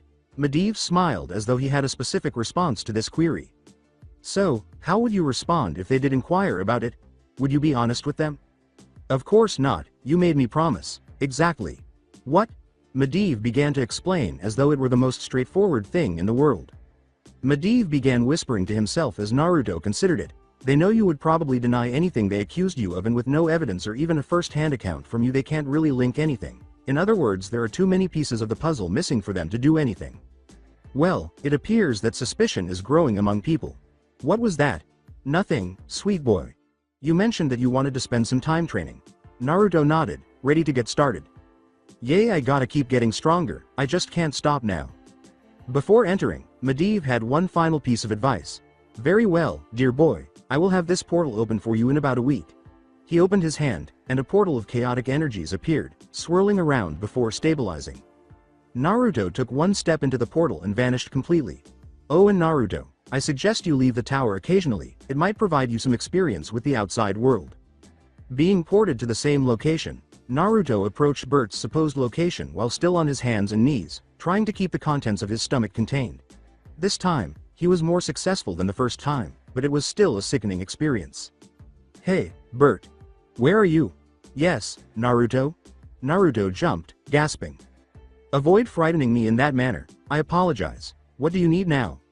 I wanted to know which village or settlement is closest to here. Bert assumed a contemplative stance. Well, as far as I can remember, this area's border is directly adjacent to a town called Darkshire. Naruto, why do you ask? With a sympathetic shake of his head, Bert said, well, Medivh said it would be a good idea to get out more, and so I'll probably go there during the course of the week. So, in the interim, is there anything else I can do for you? No, the majority of my time here will be spent training. Please let me know if anyone comes by or anything similar. I very much doubt that Naruto, but okay. Naruto had a busy day ahead of him as he made his way to the library. After a few days, Naruto concluded that it would be wise to leave the castle and explore the surroundings. Berthold was even waiting for him at the door. Remember, Naruto, that this world is a lot different from your own. Do not hesitate to use deadly force if you should be attacked, for enemies will not hold back. Naruto gave a nod. Will do, Berthold. Anything else? With a smile that essentially told Berthold not to worry, Naruto said, just be careful, I cannot be sure what is going to be out there, after all I have never left the tower. Well, I'm off now. Naruto chuckled at the pathetic attempt at a joke, saying, don't die out there. Naruto inhaled deeply as he stepped outside, only to discover that the air tasted dead and stale. Naruto descended the stairs, recalling the path Berthold had instructed him to take. Shortly thereafter, he heard a spectral scream. Naruto turned his head to the right and saw a spectral figure of a civilian wielding a pitchfork charging at him. Because of his sharp reflexes, Naruto pulled out a kunai and avoided the thrust. When it thrust again, he sidestepped the blow to get a glimpse of the figure. The figure belonged to a man, most likely a villager from the time this location was real. Given his brown eyes and hair, he was rather unremarkable. The odd thing was that Naruto could see right through him because he was physical. Is he a ghost? Naruto leaned his left shoulder back as the pitchfork missed him, unable to think as the apparition charged once more. Naruto cut through the creature's chest with lightning speed. It vanished in a minuscule burst of light. With a dull thud, Naruto collided with something as he turned to walk up the path after sheathing his kunai. Naruto took a moment to realize that he was at the belly of the thing. Naruto looked up and saw the face of a humanoid monster that was at least 13 feet tall. Based on what he had read in the Azeroth books, he thought the creature was an ogre. It appeared to be smiling at Naruto based on the expression on its face. The creature cried out, hi, and gave Naruto a backhand that sent him flying. In midair, Naruto was able to backhand spring and grab his side. Gosh, that hurt. Naruto, unable to take a break, watched as the creature's hand reached for something on his back. Before he could draw his weapon, Naruto moved to intercept him and grabbed the kunai from his pocket. Sadly, the creature's hand moved too quickly, grabbing its weapon and swinging at Naruto. The creature produced a massive flail. Needless to say, Naruto immediately ducked out of the way. The attack's force left the area Naruto left cratered. 5 more Narutos were now standing with kunai ready, and they made the hand sign, shit, better not take any chances. After giving the clones a questioning glance, the creature roared once more and swung his weapon. Each clone rushed in, trying to attack, as Naruto and his clones leapt over the swing that would have divided them. Clones were positioned on the thing's shoulders, behind its back, and at its knees.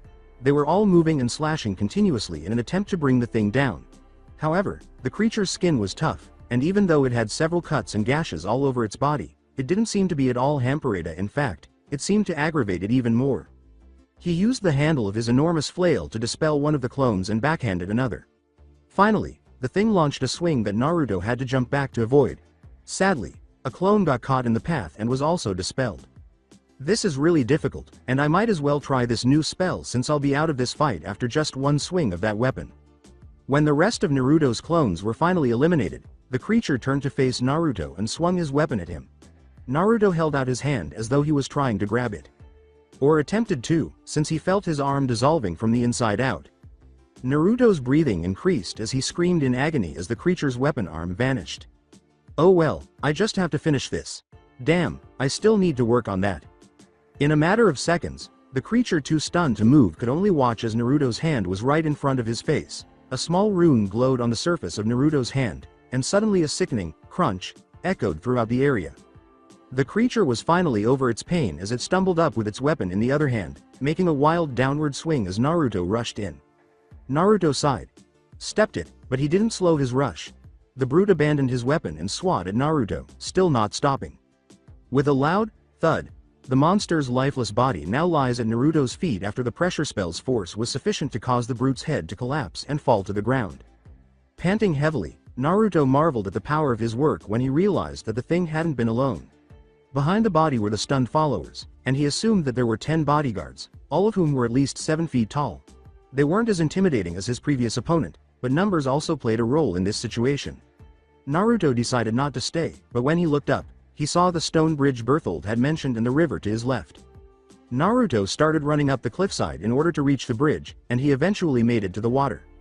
It took Naruto a few minutes to decide to walk through the canyon and actually make contact with other humans, though obviously not in the traditional manner. Well, that was fun. Gonna have to be careful not to run into them on the way back. Now onward towards Darkshire. The town is being approached by an undead monster. It sounded like a guttural voice answering that plea.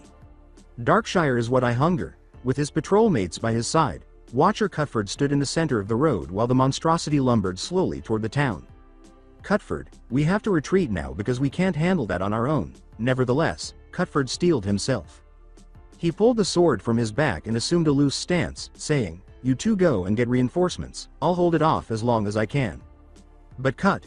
We can't allow this to enter the town, so I said, move. The volume of his voice made them both wince, but they still ran in the direction of Darkshire. Hurrying as fast as he could, Stitches didn't even acknowledge his presence until the blade managed to cut his side. There isn't any way I'm letting you through here, you abomination. Stitches let out a cry of rage and swung his enormous axe at the night watch guard, trying to split him in two. Cutford leapt back to try to strike again, but was evaded again when the creature's left hand dropped with a hook fastened to a chain. Cutford was unable to approach the creature due to its extremely strong attacks. This continued for a little while longer until Stitches was able to use his hook to grab Cutford's sword. With amazing strength, he yanked his sword out of his hand and into a nearby tree, where it embedded itself halfway up the blade. He grunted in frustration, resolved to do everything in his power to allow Darkshire those valuable minutes to reassemble. He was deep in thought when he felt as though the steam tram of Stormwind had struck him. Cutford was thrown back and skidded across the ground when Stitches struck him with the broadside of his axe. As the beast approached his body, Cutford was unable to move and he grimaced in defiance as it stepped onto his chest, which he could feel had many broken ribs. He closed his eyes, anticipating the fatal blow, but was caught off guard by the abrupt release of pressure. When he opened his eyes, he was somewhat taken aback by what he saw. A group of teenagers, all of whom were the same blonde, blue-eyed teen, were attacking the abomination at once. Stitches was irritated. He was going to crush the small human when suddenly a group of them ambushed him. They weren't actually hurting him, but they were still annoying. He was about to turn around after managing to get one with his chain and another with his axe when he felt something hit him in the back. It pushed its way into his back and exploded, scattering pieces of flesh and guts all over the kids and a poor Cutford. Speaking of Naruto. Oh. Nothing smells worse than this stuff. Trying to wipe himself off, Naruto realized the clones were still up and dispelled them. Naruto approached the man who had been attacked and extended a hand, giving up on getting rid of the stench. Require assistance? Cutford gave it a questioning glance before agreeing to it. Naruto smiled and said, "Yay, sure, thanks kid." Naruto took note of that and, grabbing his arm, placed it over his shoulder. "Well, I wasn't planning on letting that thing kill you anytime soon, hee." He laughed at that, and Cutford joined in, but he immediately grabbed his side in pain. "You're hurt?" "Yes, I believe I may have a few broken ribs. They need to know that thing is dead anyhow, so could you please take me back to town?" "All right, there. What's your name, Cutford?" As they walked along the path, Cutford struck up a conversation, saying, "Well, Cutford, off we go. So, what methods did you employ to vanquish that monstrosity?" He only said, "They are special powers of mine." Cutford shrugged inwardly because, after all, the child had just saved his life. If he didn't want to share any of his abilities with him, then so be it. "First of all, why are you in the forest? Typically, people don't intentionally travel to Duskwood." Naruto concluded that a little truth wouldn't hurt. "Well, I was actually told by my teacher to come here." "But why are we here?" Cutford gazed at him for a moment before saying, "Honestly, this was the closest place, so I came here." Naruto laughed lightly and said, "Well, you must be really crazy or really stupid. I guess you could call me that." A few minutes later, Naruto and Cutford were about 100 yards outside of town when two groups of people brandishing weapons and wearing dark clothing ran past them. They appeared to be heading down the trail out of earshot, so they were not heeded when a woman and a few other people approached them. The woman appeared to be from a temple somewhere, and the others were nurses. "Cutford, you're still alive?" He forced a smile. His laugh was painful. "Yay, not quite whole though. Are they bringing the abomination that attacked you earlier here?" The helpers behind her stiffened up a little. As Naruto sluggishly scratched the back of his head, everyone stared at him in disbelief. No, this kid here managed to kill it." "You're saying that this abomination was killed by this child?" "Well, we're covered in what remains of it. I'm surprised you don't smell anything." "What's that smell? What are you talking about?" As the group of medics began to disperse, a woman appeared in front of them. Naruto assumed she was the leader based on her confident demeanor and shoulder-length midnight black hair. Everyone retreated a few paces while maintaining the same expression of disgust. "In any case, we ought to bring you two back to town. Cutford, you'll require medical care, and I'm sure you'd prefer a stranger to take a bath." Naruto found that to be quite amusing. Naruto was led to what appeared to be an inn after allowing the medics to take Cutford for medical treatment. "That would be greatly appreciated, thank you." Althea Ebenlock heard the footsteps of a pair approaching her at full speed, stopping directly behind her and saluting as she watched the odd boy enter the inn and make his way to the front desk. "Jordan, is what Cutford said accurate?" The man nodded. He said, "Yes, it is, Commander. We found what remained of the monster out in the center of the road. She raised her eyebrows. What was left? Jordan gave another nod. It appeared as though an explosion had occurred inside the monstrosity. Whatever the boy did, it was very thorough. Althea placed a thoughtful hand to her chin. Give the boy a night of rest and tell him I wish to see him tomorrow. As you wish, Commander. As he sat in the soothing tub water, Naruto let out a sigh of satisfaction while reflecting on the day that had just passed. I fight an ogre first, then some abomination next. Sighs, and it's only been one day. What in the world could happen next? With a shrug, Naruto exited the bath and walked to the designated room, where he found his clothes folded neatly by the bed. He reminded himself to express gratitude for their kindness before slipping into bed and dozing off. Naruto's eyes fluttered open as he woke up, hoping the sun would partially blind him. Fortunately, it was just as dark today as it had been yesterday. When he heard a knock at his door, Naruto, dressed in his boxers, rubbed his eyes in an attempt to remove the eye crusts and swung his legs out of the blankets to hang over the edge of the bed. Who is it? Something that appeared to be one of those night watchers stuck his head in when the door opened a little. I'm sorry to bother you, but Commander Althea asks to see you at the earliest convenience. The guard nodded, shut the door, and left, presumably to return to his duty. Tell her I'll come to see her when I'm dressed. Naruto sighed and put on his clothes after running his hand through his hair one last time. As he walked outside, he realized that he had no idea where this commander was. He was about to approach a stranger and ask when he heard the word commander from two people across the street. The woman turned to face him, and Naruto waved as he got close. That's it for today. I hope you guys enjoyed this great story. See you in the next one.